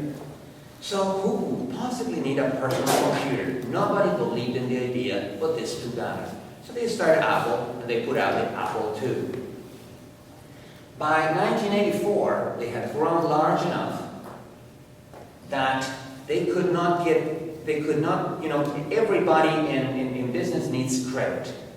And the reason is that it doesn't matter how much money you have in reserve, you can always get a large order for your computers or a large order for your software, and in order to be able to meet that order, in order to be able to have enough supply, you need to borrow money. When you're relatively small, say 300 employees, you can borrow that money from banks. You have a good relationship with a bank, you have already a line of credit, and the credit will keep flowing. But after you go past a certain size, credit from banks is simply not enough. You need to go public. You need to launch an IPO, an initial public offering, like all large companies do, including Google and Apple and everybody else. And after the initial public offering, stock and bonds serve as your main source of capital, as your main source of credit. You can always issue more stock, it sells very fast, bingo, you get yourself $500 million in a couple of days, which you would have never been able to borrow from a bank. So it has to do with size. Apple by 1984, this is after the Mac had already, the first Mac, the toaster Mac had come out, had become large enough that they had to launch an IPO, they went public. Steve Jobs thought, I'm the boss here, I have my job guaranteed. Well, think again. A year later, he was kicked out. He was too hippie. He was too creative. He was too non-routine. He wanted to invent new things. And they brought in, to replace him, a manager from Pepsi-Cola. Pepsi-Cola, for God's sakes. As if computers and sodas were basically the same stuff, maybe a little less fizzy, but hey, it's just stuff that you sell and buy. Needless to say, and everybody knows the story, Apple, after Steve Jobs left, just began to go downhill for a variety of reasons. They never opened the operating, they closed the architecture of the computer. The original Apple had an open architecture, that is, you could open the back and there were empty slots where you could plug in boards that would do video frame grabbing, that would do number crunching, that would do music synthesizing, that were created by other companies. And they also failed to license their operating system to clones. Big, huge mistake. Because of course, the worst possible operating system in the world, DOS, and eventually the second worst possible operating system, Windows, is the one who actually won. Because it won on the IBM clone market. But I'm getting sidetracked now. The point being that Apple went through a transition and the entrepreneur was replaced by a manager. Those are two entirely different things. And yet the concept of capitalism doesn't allow you to think that distinction. In fact, as I said, in a joint stock corporation, ownership is separated from control. So if you're a Marxist, and everything has to do with the ownership of the means of production, joint stock corporation should present a problem. And yet Lenin, during the Russian Revolution, not only accepted routinization, that is Taylorism, as a good thing, they also accepted large scale and economies of scale as the only way to doing industry. In other words, Marxist theory, including the chapter on centralization in Das Kapital, were clueless as to the distinctions that we're trying to draw here.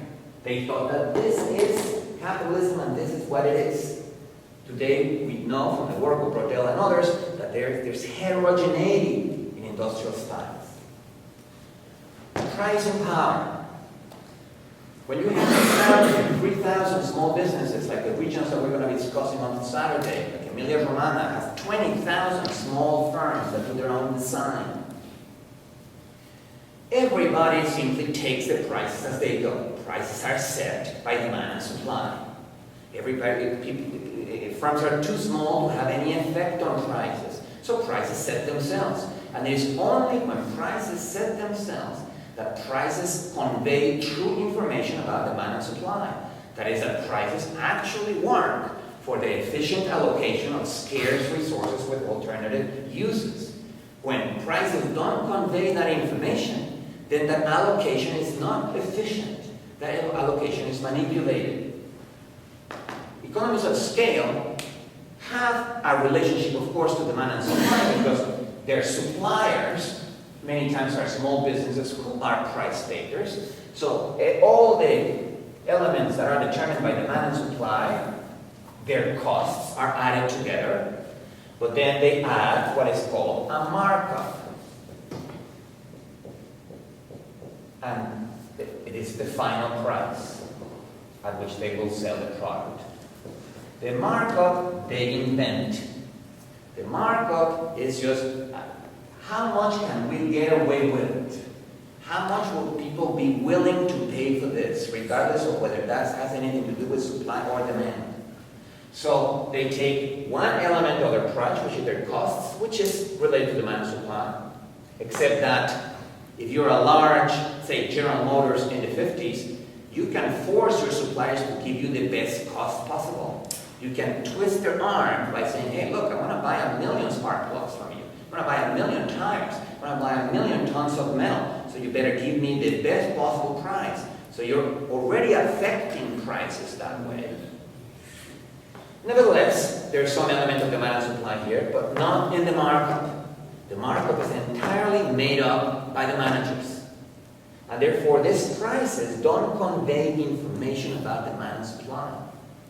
Hence, Braudel's term, Braudel also called these guys anti-markets. I try to make that word stick in one of my books, 1,000 Years of Nonlinear History. Anti-markets sounded like the Lex Luthor of markets or something. It just didn't really catch up at all. So I'm giving it up. Nevertheless, there's a reason why Braudel talks about anti-markets. They have nothing to do with demand and supply. They manipulate demand and supply. They're large enough to manipulate demand and supply. Not to mention large enough to be allowed to fail. Which means, of course, they privatize profits and socialize losses. Competition. That's a famous word having to do with, the competitive market. Let them compete. It's from that competition that improvements come and so on. Well, yeah, perhaps. But there are different types of competition. If you belong to an oligopoly, and that word there is oligopolistic, an oligopoly is the next thing right next to a monopoly. A monopoly is when you have a single firm controlling everything. An oligopoly is when you have 3, 4, or 5 firms controlling everything. It's different than a monopoly because a monopoly is total control, whereas in an oligopoly you have 4 or 5 rivals. But the important thing is that they know each other. When you have only 4 rivals, when you're part of an oligopoly, you know your rivals. You have met the bosses, perhaps at a cocktail party, perhaps at a trade association, perhaps you have people from the same insurance company, the same bank, sitting in your board of directors. So you have a feeling of what your rivals are going to do, and you tread carefully. You, for instance, do not lower prices unilaterally by, say, giving away your markup in order to gain market share, because you can trigger a price war. A price war, there's a famous price war in the early 1990s in personal computers. I think it was begun by a company that doesn't exist anymore called Compaq. I think it was acquired by Hewlett-Packard eventually. Compaq decided to just unilaterally, half the price of personal computers and forced everybody else to half their price. Of course, we benefited, but they lost because they lost most of their markup. Price wars destabilize an oligopoly. So oligopolies try not to start price wars. And in order to do that, they need to know each other. So that kind of competition is a rivalry. It's similar to the competition between baseball teams, which are also monopolies, or at least the cities that have the baseball teams have a monopoly. It's not as if they have as many baseball teams as they wanted to. There's only 1 baseball team per city, or at the most 2.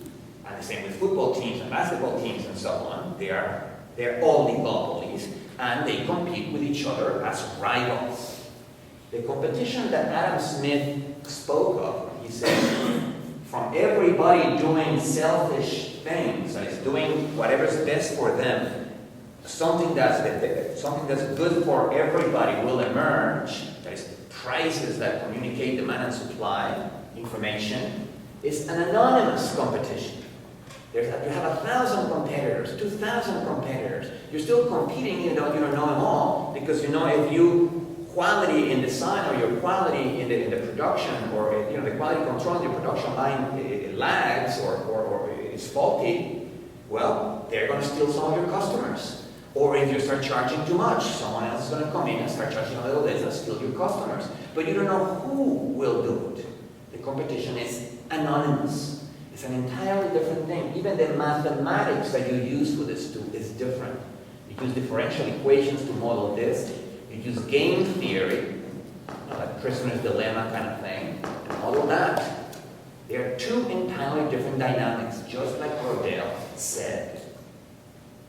Internal organization.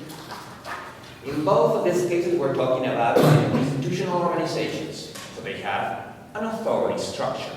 So there's commands flowing downward from the upper echelons to the lower echelons, and then there's reports as to how you comply with the commands and what happened when you did what you were ordered to do. That flow upwards from the workers up to the entrepreneur, to the manager.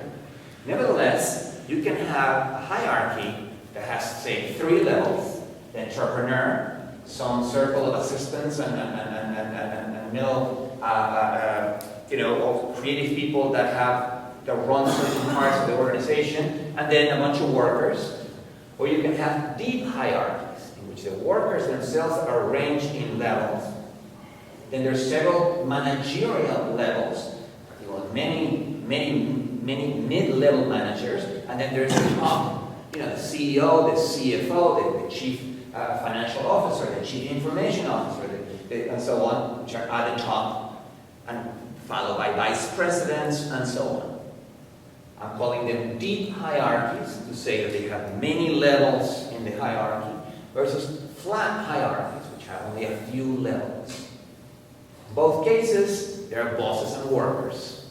This is one reason why people would insist in calling both capitalism. But they are so different in every other respect that you wonder why you want to use the same word for both of them. Finally, they both interact with other organizations.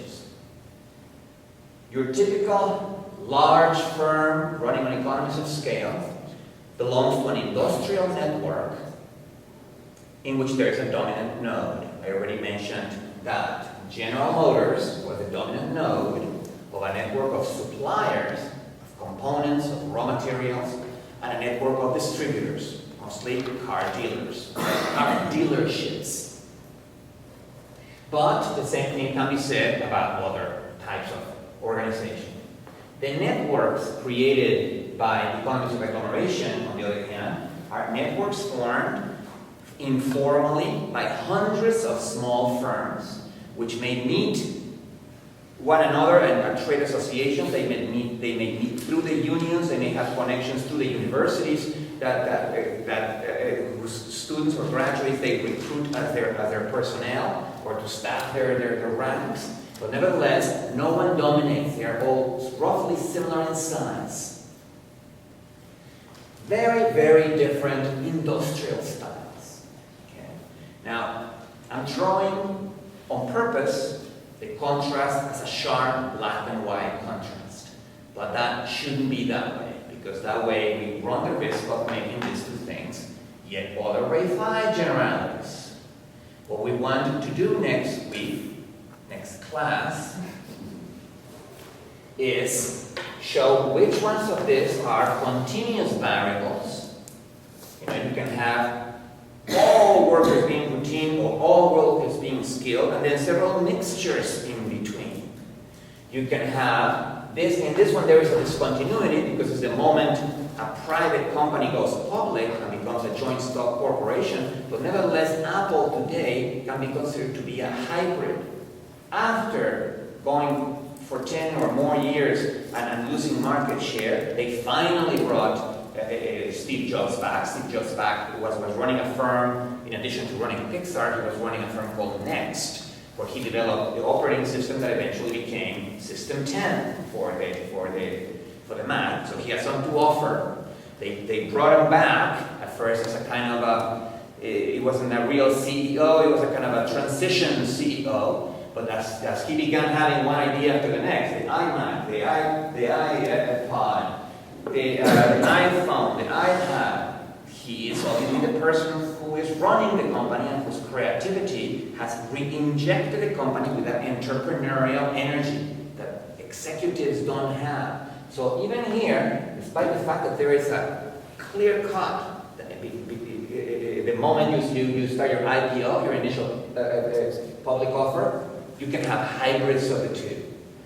The same thing here. You don't have to have pure price taking and pure price setting. An entrepreneur, say someone who invents a new type of MP3 playing machine or something, or say the very first MP3 player. I don't think it was the iPod, it was somebody else. If you invent a product that no one has, that there is no competition for it, where at that point you can set the price, because there is no other competitors for the prices to set themselves. So they can be a little bit of a price setter for entrepreneurs who come up with innovation. So this is also a continuous, and the same thing with the others. So that's what we're going to fix on Saturday.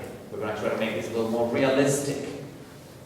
Nevertheless, I'm drawing the contrast this sharp because that is the way Braudel is drawing it. And that's the idea that I want you to go home with today. There is no such thing as a homogeneous capitalist system in which everything has basically the same form. Capitalism as a system doesn't exist, never existed.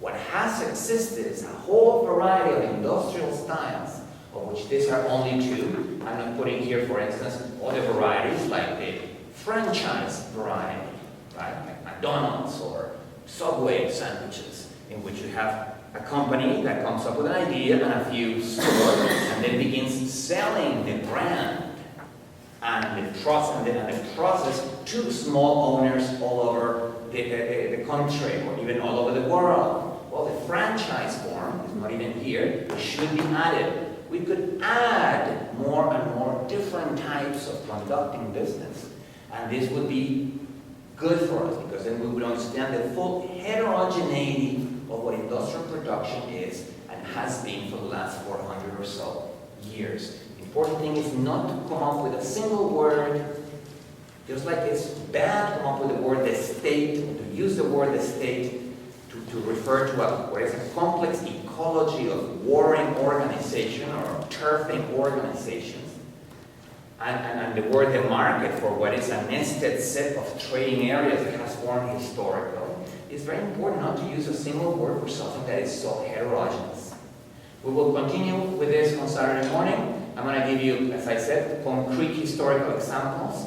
We're going to trace economies of scale to the military organizations, as you will see. And we're going to trace economies of agglomeration with Jane Jacobs to the 11th century, to the way in which small towns were able to shed their shackles and shed their relationships of dependence to large towns by engaging in what she calls import substitution dynamics, which involves economies of agglomeration. So the historical details, I'm going to give them to you on Saturday morning, as well as fixing the overly stark contrast of the table as it is today. Meanwhile, it's 8:30, and we have, yes, the question and answer period. The infamous question and answer period. Yes? It's not very important where you erased it, but where would something like the black market fit in?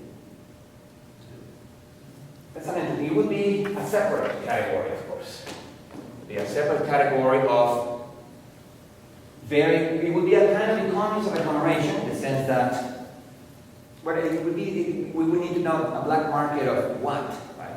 If it's a black market of, say, pirated DVDs and small little items that you retail on the street, it would be an impoverished version of economies of agglomeration. And also, perhaps we should not even say that, because the black market is really a form of commerce rather than a form of production. But if we included the actual production of the fake DVDs, right, it would be a kind of economies of agglomeration. You do need skilled people. It would be a separate category, though. I would say that it would have to be a separate category because it has its own laws. You are not, your profits are coming right now illegally. So you're not paying taxes. You're not, doing many things that these people have to do. You're probably paying terrible wages. You're getting away, you certainly are not a unionized, pirate DVD person or anything like that. You are parasitic on the existence of merchandise that's coming from either one of economies of scale or economies of agglomeration. If they stop producing that product, you dry up because you don't have anything else to copy. And we may have to include it as a larger part of what is called the informal economy, which is not necessarily people who sell micro retail and products that are really not industrial, but in really tiny marketplaces. So I would consider it as a separate category, and always think of, well, what percentage of the gross national product does that informal market or that black market accounts for? So therefore, how important it is in a particular country. In certain third world countries, it accounts for quite a bit. In first world countries, it doesn't account for that much. Right? A similar thing would apply to, illegal businesses, like the drug business, or when alcohol was illegal. Right? You can have economies of agglomeration at first, and then you have organized crime that emerges from those illegalities, but puts them together by force, with enforcement that is very drastic. Right? You either pay us protection or we'll kill you, which are also operating in the shadows and should also be added as yet one more heterogeneous aspect of the economy. How important they are will depend on what is the proportion of gross national product that they account for. Well, I guess the question was more aimed at its period in history. Like, was there a black market that was set up potentially before regional markets, or say stolen goods from one area like the urbanized region of Paris being taken from that market and into Lyon? Or Braudel speaks of peddlers, of mobile retailers, who would go from market to market doing exactly that. They would try to buy cheap wherever they found cheap things, and then they would transport them in a horse carriage to other places. And they constituted a kind of informal economy as far back as the 13th and 14th centuries. They would be peddling their goods from city to city, from town to town, and they were exactly doing that, taking advantage of the price of price differentials that had not become homogeneous yet. And therefore, I can buy this cheap over here and sell it expensive over there, and vice versa. I can buy something cheap over here and sell it expensive over there, maybe make it triangular or, with 4 stops. And then you start making your profits that way. And he said that, he writes, although I can't right now remember the exact ideas, that peddlers accounted for quite a bit of what was sold and bought in the Middle Ages. So we're talking about an old form of, it's also a little parasitic, right? Just like what we were saying before with fake DVDs, because all you're doing is just people that are opportunistically taking advantage of transitory price differentials to make a little bit of profit here, a little profit there, but nevertheless they may have played an important role, which is to harmonize prices, to kind of reduce those differences. Yes? I have a question about the first diagram that you said about Paris and Lyon. And is it possible that the hierarchy between those higher level centers and lower level centers is shifting or replaced with each other? In the late 19th centuries and early 20th centuries, there's like monopolies organization and trust happens, and then those small towns will gather together and replace the big one. That's a good question. Traditionally, what happened was that there was a rivalry between the towns. Right? The rivalry still exists today at the level of football teams, for instance, and things like that. But the winner tends to be, once a nation forms out of those provinces, the winner tends to be the one who gets to be the national capital. So in this case, Paris became the national capital, the center of the central, the place where the central government was located. And that by itself gives it more power than any other city possible. But yes, you're absolutely right that there could be not competition at the level of politics, because once a national capital emerges, and that's where the president is, and that's where the main Supreme Court is, and so on, you're not going to be able to replace them by ganging up against them, but you might be able to replace them as the cultural center of the country, with smaller towns kind of ganging up together to produce better art or to produce better literature, or you might be able to replace them as economic centers of the typically a national capital loses its economic lead anyway, because it becomes too political. It's like, we don't think of Washington, D.C. as being like a powerhouse of industry or anything like that, even though it may contain some industries. It's now a specialized political center, and it cannot compete with cities like Chicago or cities like Seattle or many Californian cities industrially. So a similar thing may have happened to Paris or to other national capitals. They become the dominant centers politically, but for the same reason they actually may have to eventually surrender their role as economic leaders, or even in some cases as cultural leaders. So yes, those changes can happen. But politically, once you become a national capital, it is very hard to, Louis XIV tried to do that to Paris. He created Versailles. Paris was too unruly. Paris was too filled with intellectuals and artists and people who wanted, new ideas and so on. He wanted something that he could control. So he, for a time, tried to change the capital to Versailles, a completely artificial city that he built, in which everything, the architecture, the layout of the streets, the facades that were flushed with one another, because there were regulations about that, kind of framing vistas that were punctuated by an obelisk or a monument, right? And long boulevards, tree-lined, that were wider than anything that had been seen before. And of course, every building that was a building of government, tall and expressing the power, the central power of Louis XIV, the Sun King, as they call him. He tried to do that, and for a while changed his capital, but eventually the historical weight of Paris kind of won, and is today again the political capital of France. But yes, there can be several ways in which the power of a particular city can be challenged by other cities, either planned cities or cities that were there and have been all rivals that together can actually put together a challenge to the main city. So does that mean that when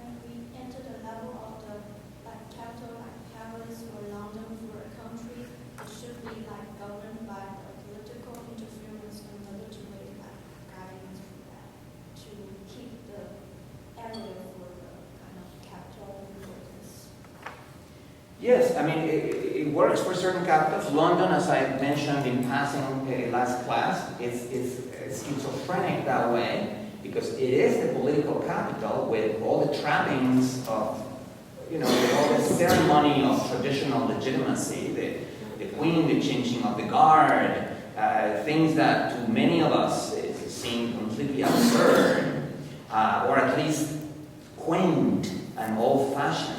And then you have the city of London proper, which is not the city, it's just called the City of London, which is part of London, which has been an international center of finance for at least 3 centuries, which is the birth of the first central bank, the Bank of England, the very first, and the birth of the concept of a public debt.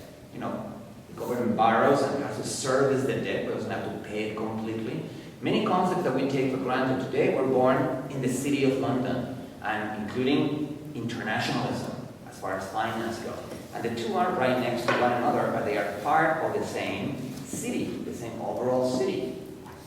So that's strange. I don't know any other place in the world where that kind of juxtaposition has been played. But then again, you don't know that many places in the world that do crazy things like the Brits do, right? Think of your mad cow disease, for instance. But hold on, if you think about London, when Thatcher was in power, there was a big kind of battle to try and attract the banks of Europe. And it was basically London versus Frankfurt. And it was through kind of state control of giving sort of tax incentives and so on to the banks. And actually the City of London, I think, won over Frankfurt.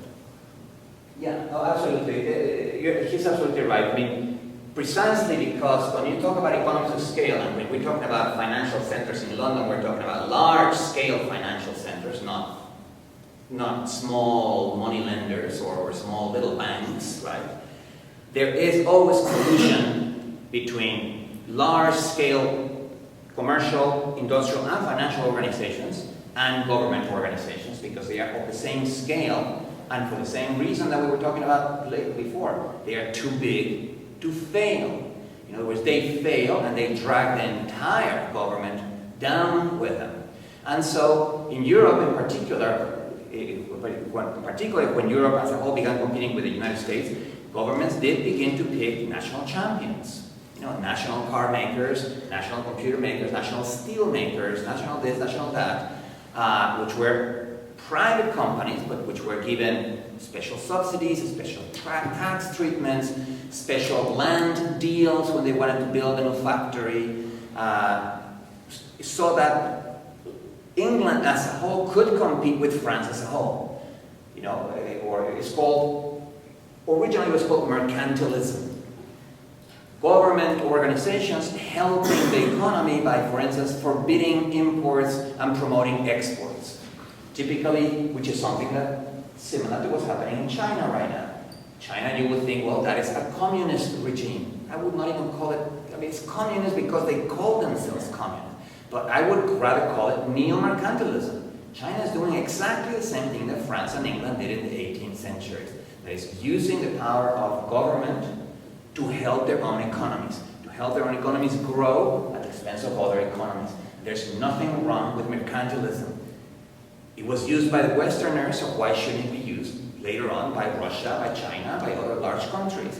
They call it communism, but that's just ideology, really. We should really call it neo-mercantilism. That would be a better term for that. Yes?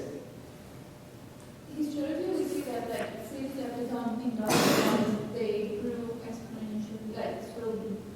And on the other hand, do you think it would be possible for cities to be born as industrial, centers, industrial parks? Do you think that would be a successful city? Well, some cities, and I don't have the list right now, are in fact cities owned or cities that group around a certain factor or a certain business.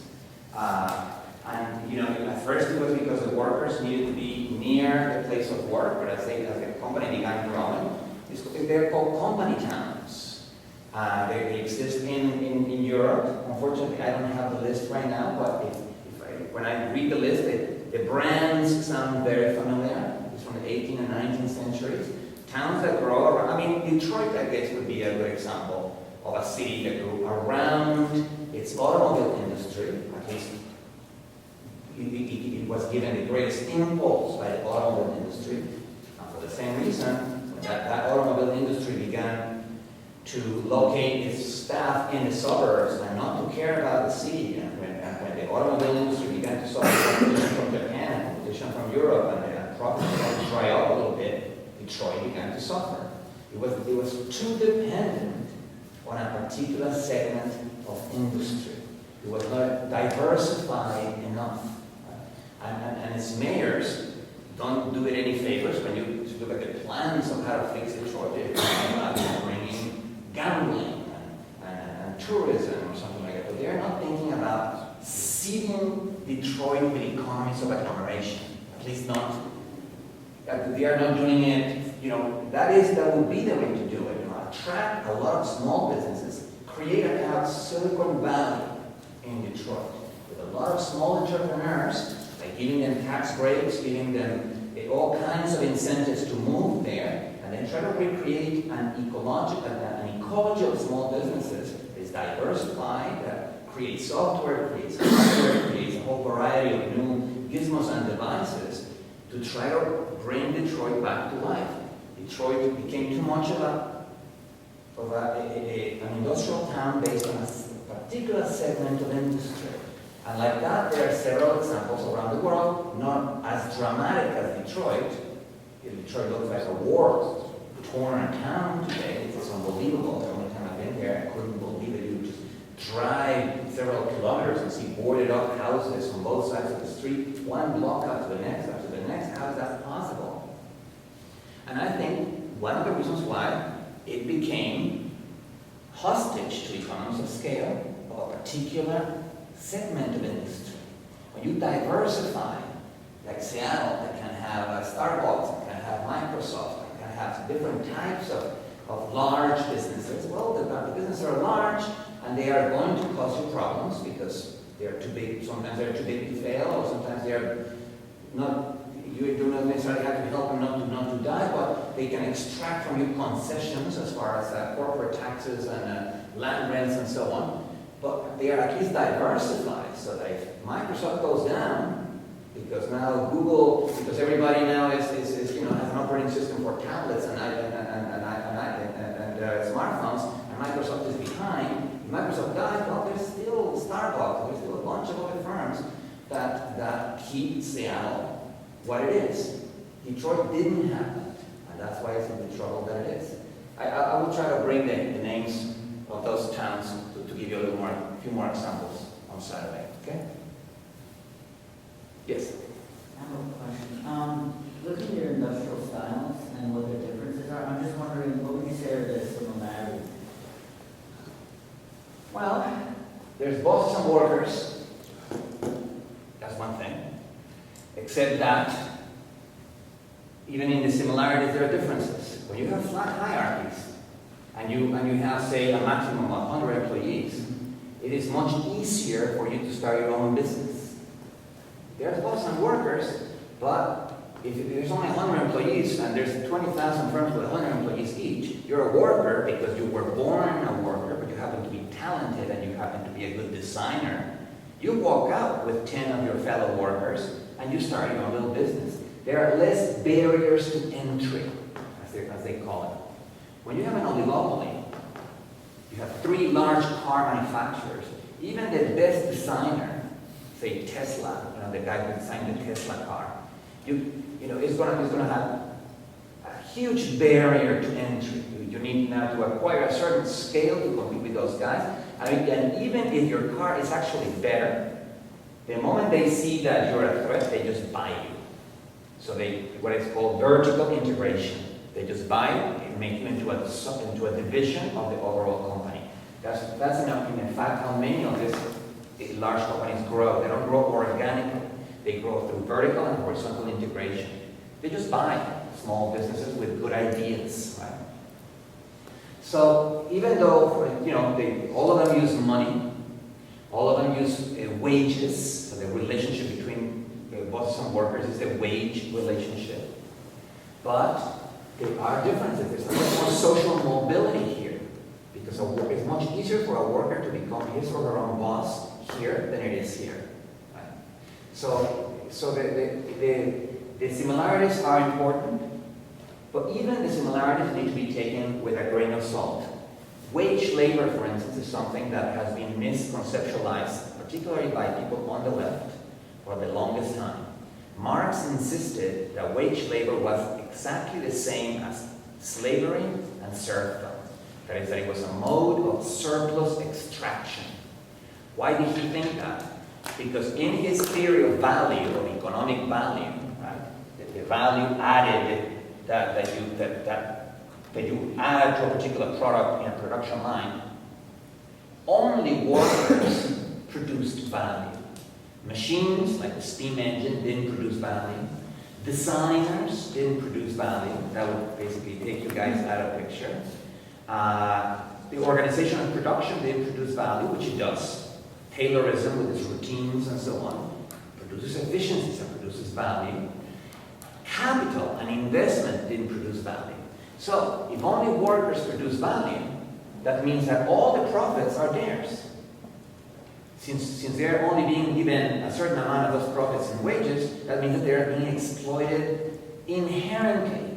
That is, that this is not an exploitation that you could fix with a union or with a demonstration or with collective bargaining. That's all an illusion for Marx. Wage labor is inherently exploitative. But look at what conclusions that led Marx. If only workers produce value, then the tendency of bosses or the owners to replace workers with machines, machines are more compliant, they don't stage strikes, they don't walk out on you, they don't demand higher wages, right? So you're going to have a tendency to replace as many workers, particularly if the work is routinized, with machines. But because machines don't produce value, your profits will inevitably get less and less and less the more machines per human there are. In the limit, when you have a robotic factory, that only robots are soldering and positioning things, there should be no profits at all. Right? He called that, Marx, he called that the law of the tendency of the rate of profit to fall. He called that the law of capitalism and the main contradiction of capitalism. If there is an inherent tendency for the rate of profit to fall, that means that eventually capitalism, out of its own contradictions, is going to disappear, and it will give rise to socialism naturally. It was this idea that capitalism was bound to go that made Marxists, including Che Guevara and others, think that, hey, why do I have to stay in Cuba? We already won the revolution. I'm going to go to Bolivia and fight for a new revolution. Here we can just do an automatic pilot. History is on our side. Capitalism is so self-contradictory, it's going to destroy itself. Let's build new socialisms everywhere. Instead of staying in Cuba and trying to create a new economy, perhaps based on economies of agglomeration, that could actually compete. Cuba doesn't have an economy right now, precisely because they did not think that way. So, the tendency of the rate of profit to fall is an entirely bogus law. You cannot tell me a single example of a robotics factory around the world that doesn't produce profits. On the contrary, all those Japanese factories full of robots produce lots of money because machines produce value, designers produce value, the organization of production produce value, capital, the original investment and the credit produce value, and workers produce value. Except that routine workers are the ones that produce the least amount of value possible. When you send chips and other things to be assembled in Asia or in Latin America, and all they're doing is routine work, the value added to the product is minimal compared to, say, the value added by the designers of the chips. And yet, routine workers, the proletariat, was, for Marx, the ultimate version of the worker. So he got things exactly upside down. And there was never any such thing as the inherent contradiction of capitalism that will inevitably bring about the revolution. So, even when we think about the commonalities, like wage labor, we need to retool, we need to rethink how we think about it, because we have inherited all kinds of bad ideas from the past. Money, that's another thing that's common to both of them. And yet money was not born from commerce. Money was invented by the Egyptians, fancy money, metallic coins of different denominations, to pay taxes and to be able to do the tasks of government. Money in commerce tends to be blocks of salt, tends to be any commodity that flows fast enough. Even cigarettes in prison can become money. That's what's called primitive money. Cowrie shells, salt blocks, cigarettes, anything that moves fast enough, that can be put into circulation fast enough, can become money. And that's the way the money that is used in markets was born. First as a commodity that circulated fast enough. Fancy, hierarchical, official money was not even an invention of commerce or industry. It was an invention of government. So wages, money, the things that they do have in common, we need to reconceptualize them, retrace their history, so that we can stop thinking about it as the essence of capitalism. What's the essence of capitalism? Money, wages, exploitation, right? Stop thinking about it that way, and we need to start stressing the differences and confronting this heterogeneity. Yes, sir. The British guy in the back. Going back to the discussion you had in the first part, we're talking about Venice, Paris versus Las Vegas. Right? And of course, clearly, Paris and Las Vegas is not the same as Paris and Paris. But the question ultimately is... But what happens in Vegas stays in Vegas.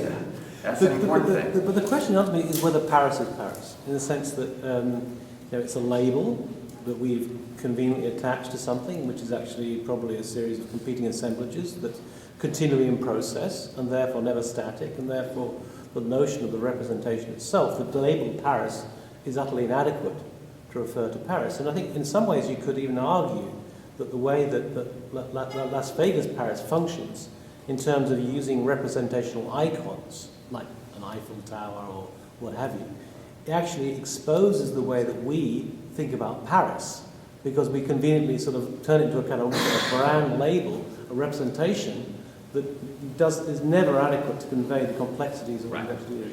You're absolutely right. I think that began somewhere in the 18th century, 17th century, when the skyline of a city, but not even the real skyline as seen from a particular point of view, but a kind of invented, made-up skyline where you took all the kind of the tall monuments and the steeples and the different things that created a skyline, and they were drawn for tourist guides. And for, when tourism began, to become a little more popular, and yes, there were always actually fake representations of, a skyline that was never really the skyline as you see it from any real place. Now, I would not say that the label Paris doesn't refer, because the label Paris, as I said, was given in a baptismal ceremony to the Roman settlement that eventually grew up to become Paris. And it is for that reason, just like the label Manuel doesn't have anything in it that refers to me in particular, it doesn't have any meaning for one thing, the label Paris simply refers to whatever was baptized with that label. But the identity of the city of Paris did, as the identity of any cities, can change in a variety of ways. And we're going to be talking about that in another class when we talk about transportation. Suburbs began basically as extensions of a city. At first, no one wanted to live on the other side of the walls of the city, so they were where you put butchers and you put, any kind of noxious, leather-working shops and things like that would produce noxious fumes and things like that. You would put them in those suburbs. But with the advent of transportation, first the omnibus, which was a kind of carriage with horses and so on, rich people began moving to the suburbs. Then, with the advent of the single fare railroad in Boston, it was a nickel fare, I believe. All of a sudden, working class suburbs could begin, and cities which up to that point had well-defined borders and therefore a well-defined geographical identity become fussified. Now, with the automobile, and somewhere around the 40s and 50s. When those suburbs began to develop the same variety of land uses as the center of the city used to have, In other words, when they stopped being just residential suburbs or industrial hinterlands and became retail centers with shopping malls and so on, became government centers with government buildings. When the land uses became as diverse as those at the center of the city, so that people in the suburbs didn't have to come to the city anymore,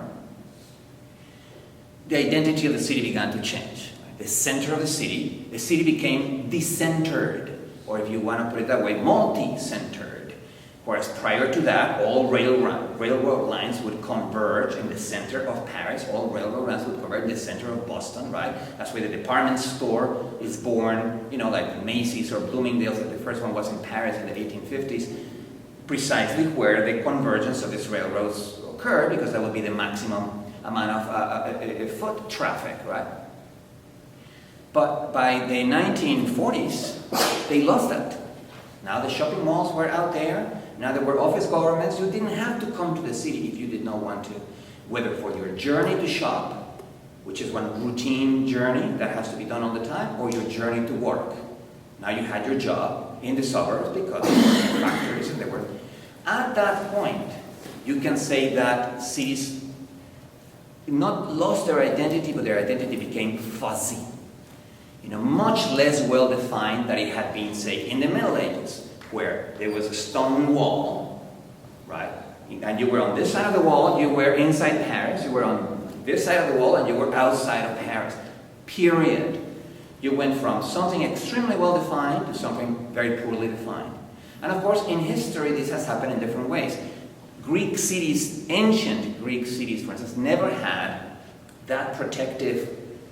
In other words, when there was an invasion of a Greek city, people ran into the countryside instead of finding refuge within a city and its walls. And they remained loyal to the countryside where they had come from. So they would live in neighborhoods that people from the same areas of rural areas would live together. That means that Greek cities also had a relatively fuzzy identity. So we can trace the processes of territorialization and deterritorialization, we might call them that, the sharpening of borders and the well-definition of a territory, or on the contrary, the fuzzying of borders and the creation of areas of, not indifference, but areas of indistinguishability, where you are at a place and you don't know, is this part of Paris or is this not part of Paris anymore? Certain areas begin to emerge that were now on this, you couldn't discern whether they belonged to one place or another. And those processes, which I use the Deleuzian term, it's really Guattari's term, territorialization and deterritorialization, can go both ways and occur throughout history. So a city can become territorialized, and then deterritorialized, and then territorialized again, as the borders of the city become more or less sharp, more or less well-defined. I guess not so much about that, but the kind of way in which, Paris is a name that was when Paris was baptized, but then it relies upon, cities rely upon a kind of representational logic in a kind of brandscape world of today in order to sell themselves. They have a marketable identity, hence the use of, the Guggenheim Museum in Bilbao can put Bilbao on the kind of mental map of the world, and the Eiffel Tower therefore has that kind of capacity. That iconic capacity. Yeah, no, I agree, and you can take that back up to Venice in the Middle Ages with its tall obelisks, and that gave it a specific skyline or domed church ceilings or steeples and so on. I agree with that. Let me see how I was going to approach this. There is obviously a role for representations to play here. But let me then put it in another way. I just said a second ago, that species, tigers, zebras, humans, are as individuals as organisms are. Because they are born at a specific moment of time, they die at a specific moment. And therefore, the term tiger, or zebra, or human, is really a proper name. It's a proper name of an individual, a historical individual. Nevertheless, in order for us to apply the word tiger to tigers, or the word zebra to zebras, we associate with those stereotype, right?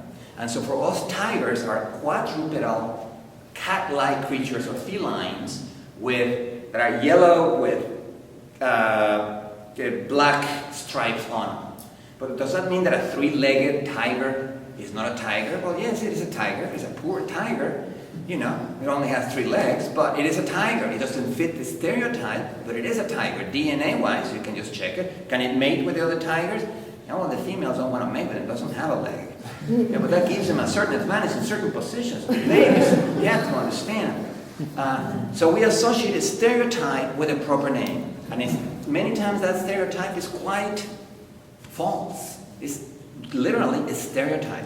So I would say that if we associate stereotypes with the proper names of species, we associate stereotypes of different types, iconic and otherwise, with cities. And governments can manipulate that, like when Sydney created its opera house, right? Which today we see the silhouette of that opera house, and we immediately say Sydney, right? They began to manipulate that. Just like New York began to manipulate the idea of Chicago with skyscrapers and to represent themselves via that stereotype. So stereotypes are associated meanings that allow that label to be used, but they don't supply you with objective information to determine what that city is. What that city is can only be established by its history. But in a way, doesn't a stereotype of a city affect its economy? For instance, like, yeah, for everyone instance, understands, Paris is this beautiful place, so people want to go there through tourism, but vice versa with a stereotype of a city that's maybe full of crime. Oh, absolutely, exactly, like New York or something, yeah. No, yeah, say in certain industries, right, like tourism. Yes, absolutely, that's why I said that the first skylines, the first drawings of skylines, when you see the drawings of Florence or drawings of Venice and so on, first of all, the skyline doesn't correspond to any one point of view. The painter or the drawer actually put just the more iconic buildings together in a certain form, and they appeared in the covers of tourist guides, as they used to be, 400 years ago, right? And obviously they were in the business of attracting people who came to spend money in the city. So yes, the stereotype affects economics, certain aspects of economics, the tourist industry, right? And they can affect it either way. We have the stereotype of Parisians and New Yorkers, for that matter, as obnoxious, arrogant people, which sometimes actually makes tourists don't want to go there. I don't want to go and be treated like I'm inferior, right? And that's part of the stereotype today of the Parisian. It has nothing to do with the icon of the city. It has to do with what Parisians feel themselves as superior. Well, they do. And sometimes that is a put-off. You don't want to go to Paris.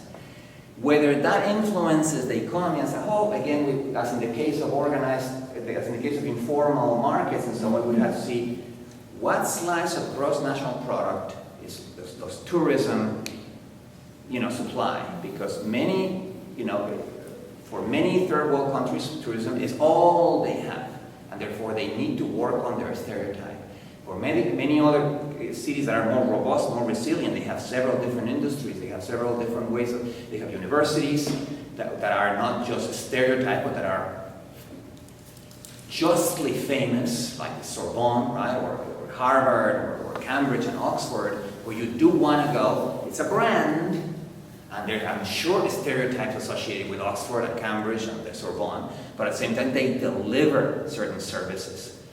Otherwise, stereotypes have a way of going away, okay? Precisely because they're superficial. You cannot found an economy on stereotypes. You need to have something to back them up. You promote the stereotypes, Oxford, Duns, with their, the stereotype of Oxford is this.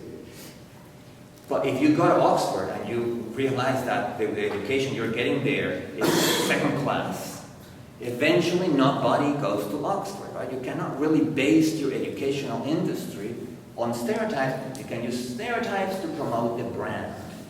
And so perhaps what we should say is Paris was a label that originally was just about the product of a baptismal ceremony by the Romans, but that eventually, by the turn of the 19th, 20th centuries, had become a brand. Right? And made in Paris had become something that you could show off to your friends. No, this is not local, this was made in Paris, right? And that certainly is going to help the economy, or at least interact with the marketing aspects of the economy. Yes? Just trying to draw some conclusions right from this section. You said that the first continental market actually, it came into being because they wanted to create more economic interdependency and thus reduce wars. So can we say that the wars of today are actually taking place because there is less economic interdependency between nations, or is it really the terrorism? Well, I would not say that is the only cause, but that certainly creates the conditions for war. Because if you are not, say, for instance, one cause of wars in a lot of places is the fact that when the colonial powers, the European colonial powers left, they broke old empires along completely arbitrary lines. Right? Like the Ottoman Empire, which would include Iran, Iraq, Syria, and so on, was broken down after the Ottoman Empire lost in World War I along entirely arbitrary lines that did not respect the distribution of Shias versus Sunnis and so on, and therefore left a lot of tribal or inter-religious conflict areas artificially constructed. The same thing happened in North Africa, right? And so one cause of wars is where the borders are, because one cause of wars is the defense of frontiers, right? The protection of the integrity of a particular territory. But if those frontiers were drawn arbitrarily and carelessly by colonial powers on their way out, well, that's going to create a mess that's going to take decades, if not centuries, to solve, right? So that would be a cause of war. On the other hand, if Iraq and Iran, or Libya and Egypt, or any pair of countries depended on each other economically so much that they knew that their entire industry is going to collapse, including whatever industry they have for producing armament, if they go into conflict with one another, that becomes a disincentive to go to war. That's not going to prevent war, because ultimately any disincentive can be overcome by something else. But it becomes a disincentive to go to war.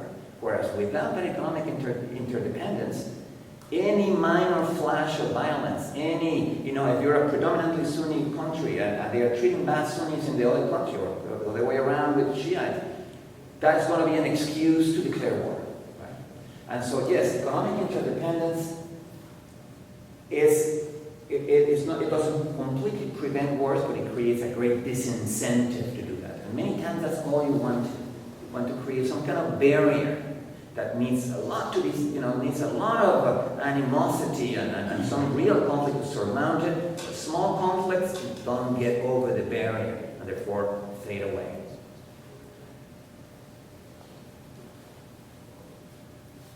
Okay, guys, everybody took 15 extra minutes of your lives. But I'm starting to like how the question and answer period is going here. Yes. I'm just looking at the graph up there, and there seems to be some directionality to the fact that companies, you mentioned Apple, might go from part of the economies agglomeration up to an economy of scale, and once it builds up, becomes public, and then possibly become too big to fail. I'm wondering, I'm not seeing any kind of the other way around feedback in that loop. So is there the option for something to break down into its constituent parts or something, instead of go for bankruptcy? Sometimes they have. You're absolutely right. It's more likely that firms move this way than they move that way. Once you have economic power given by your size, and you have tasted the way in which you can blackmail governments, whether local, state governments, or national governments, into giving you the best of breaks and giving you the best of land deals and so on when you create a new factory, and you understand that you have that power, it's very hard to surrender. On the other hand, there is such a thing as being too large, not so much too large to fail, but too large to run. So in the 1920s, General Motors and Ford were competing already. And by 1930, General Motors had become too large to run. So it broke itself down into several divisions, as they call it, with separate product lines. I believe it was Cadillac, Pontiac, and several, it was a whole product line, but headed by Cadillac, the brand, Pontiac, the brand, Chevrolet, the brand. Each division with its own managers, with its own accountants, with its own designers. In other words, it broke itself down into 3 separate mini General Motors, while at the same time retaining control of all 3. So it's not as if he had actually broke itself down and then let each one go. There was still central control, but nevertheless each division was a self-contained mini company. Now that's not exactly what you meant, because you're not going to, they were still running on economies of scale. It's just that they had, actually, General Motors had become too large to be run efficiently. Ford resisted that move for 5 or 6 extra years. Henry Ford, or the son of Henry Ford, continued to insist that it had to be a single company until they began to see just how inefficient they had become, and they had to break themselves down into divisions too. Yeah. The description of a oligopolistic rivalry begins to imply a sort of economy of agglomeration, with different, if you've got 3 or 4 telecommunications companies, for example, can they not begin to be described as operating as like an economy of agglomeration? Well, not really, because the numbers that we have here in anonymous competition are in the hundreds or thousands. You know, the regions I'm going to discuss on Saturday morning, for instance, Emilia-Romagna, which is a region in Italy that designs ceramics and textiles, and it's like a miracle region that has been studied by several authors. I don't want to give away all the goods because I don't want to cannibalize that class Saturday morning. You guys are going to be here like, you know, after partying all Friday, I need something exciting to wake you up. We're talking about thousands, right? When you have, the question is, how many rivals do you need to have before you cannot take their actions into account when you make your own actions? By 2025, you probably begin losing that. But that doesn't necessarily mean that you have become economies of agglomeration. You simply have become some intermediate stage between those two. But if you have 4 or 5, particularly there's also, you know, remember that in the United States, cartels are illegal. Now, a cartel is an oligopoly, but an oligopoly in which the firms cooperate with each other, right? So OPEC, the oil cartel by Saudi Arabia, Venezuela, and a bunch of other countries, is a cartel because cartels are not illegal everywhere. They happen to be illegal after Teddy Roosevelt broke down the train cartels, the railroad cartels, at the end of the 19th century. It's illegal for Ford to communicate information about its prices or information about its product line to General Motors. And it's illegal for General Motors to communicate the same information to Chrysler. Because if they begin communicating that information, well, they begin setting prices among themselves. It's like, hey, don't set your prices too high. So, but what they can do instead, and this is, when you go public, there is such a thing, there's this thing called the board of directors that represents the owners to the managers. The board of directors is supposed to be made out of people that don't work in the company, people that come from insurance companies, people that come from banks, people that come from oil companies. Sometimes, you know, Steve Jobs sits in the board of directors of Disney and a bunch of other places. It's just smart people that are there to rein on management, because management is just hired guns. They are mercs, basically. You know, they don't have any loyalty to the company. And someone has to represent the interests of the owners. After all, the owners own the company. So the board of directors is supposed to do that. Except, of course, when managers pick the directors, right? But beyond that, there is a phenomenon called interlocking directorates. That's very well documented, in which you can tell that in the board of directors of General Motors, not the same people, but people from the same companies, So people from the same insurance company, say from AIG or from Prudential, from other big insurance companies, sit in the board of directors of General Motors, in the board of directors of Ford, and the board of directors of Chrysler. People from Chase Manhattan, different people, but nevertheless from the same family. So that means that the board of directors are interlocked. And even though it is illegal for them to pass that information to each other, they pass that information to each other, right? They don't pass it formally.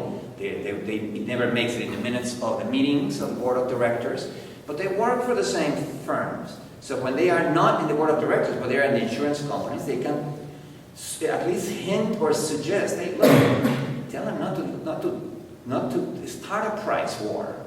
Because if they drop the price to half for the next generation of cars, Ford is going to do the same thing. So then when they go back to the board of directors, indirectly they make that suggestion, and they are there to cushion oligopolistic rivalry, right? So they do form a kind of assemblage to the interlocking directorates. But no, I would not say that they would become economies of agglomeration, because they would need to become, for one thing, the competition would have to become anonymous. They would have, and I would say that our cognitive limit as to how many rivals can you simultaneously consider in your head is about 30 or 35. And after that, you cannot consider how your moves are going to affect the moves of all of those people. At 30, 35, I would say that you start becoming some kind of economies of agglomeration. Yes? Do you think there is a need of another variable in that table of profit or incentives? Because when we talk of internal organizations like the deep or flat hierarchies and their relationship with the leadership and labor, so that can be strengthened by giving profits or sharing profits when the company is growing in profit and sharing it with its employees, so that gets their loyalty as well. Yeah, perhaps we can add another thing called governance, right? Governance structure, and in which we would add factors like that, because you're absolutely right. And there's absolutely no reason why there should be 6, for one thing, right? I came up with 6 by perusing the literature that's available. Those are the ones, the 6 very distinct qualities I found. Where you're absolutely right. There are different forms of governance that have nothing. It's not just how many levels your hierarchy is. Is there profit sharing? For instance, in Germany, workers sit in the board of directors, which doesn't happen in the United States. I don't believe that there's a single company in the United States. The board of directors are fancy people, right? You don't have like construction workers or car workers that sort of things sitting in the board of directors. But in Germany, that's one way for them. That's one of, particularly in what they call the Mittelstand, the medium-sized companies, which are the meat and potato trade. Not the very large ones or the very small ones, but the middle size. It has a name, which is in German, and I cannot possibly pronounce. I'm already in video mispronouncing it. That's horrible. Erase that. Cut. Workers sit in the board of directors. That's a way of giving them a say. Giving them a say of where the company is, strategically, where the company is going strategically, right? That automatically smooths relationships with the workers. You don't feel that you're working for a firm whose goals are completely transferable to you, and therefore your destiny is in the hands of people who are, leading the company in a direction that may actually put you out of a job in a couple of years because they are misdirecting or mismanaging the thing. If you have 2 or 3 of your work in the board of directors, well, at least you're represented. Right? So yes, we might add another, even several, and I would love you for you guys to add more, particularly when you write your papers, because that means sort of like a diagram that I drew the other day that I say, add more things to it. Because what I want you to understand is precisely the complexity of the situation, right? The word capitalism makes it all seem as if once we learn the meaning of the word, we understand what the system is. Once you begin adding all these variables, you realize that you need to analyze each variable one at a time. You need to analyze each industrial region, Silicon Valley, Route 128, Seattle, and the industrial hinterlands outside, different cities. And that each one is going to have its own mix, its own properties, and that they deserve to be studied in detail. And that is what I want you guys what I want you guys to learn how to do in this class. That approaching reality, seeking the richness of the concrete. You know, there's a richness of concrete things that are lost the moment you give them an overall label. Capitalism. Oh, now I know what I'm talking about because I know the label. And all of the details, all of the dynamics, all of the potential ways in which you could intervene to change things are lost with them. The only way of getting rid of capitalism is through the revolution. What kind of a recipe is that? I mean, how is that possibly helpful? Right? And so we need to get rid of that. It's a new century. Let's take advantage of that and start over. As I said, we don't have to start from scratch. There are many neglected economists like John Kenneth Galbraith, like Douglas North, like Oliver Williamson, which I'm going to mention the names on Saturday, that have new ideas, fresh ideas, but they have been neglected precisely because they don't fit in the left wing versus right wing thing. They're neither Marxists, they are not free marketeers. So they fall through the cracks. We need to recover all those authors that have fallen through the cracks for 100 years now to build something new. Yeah. Guys, I want to let you go because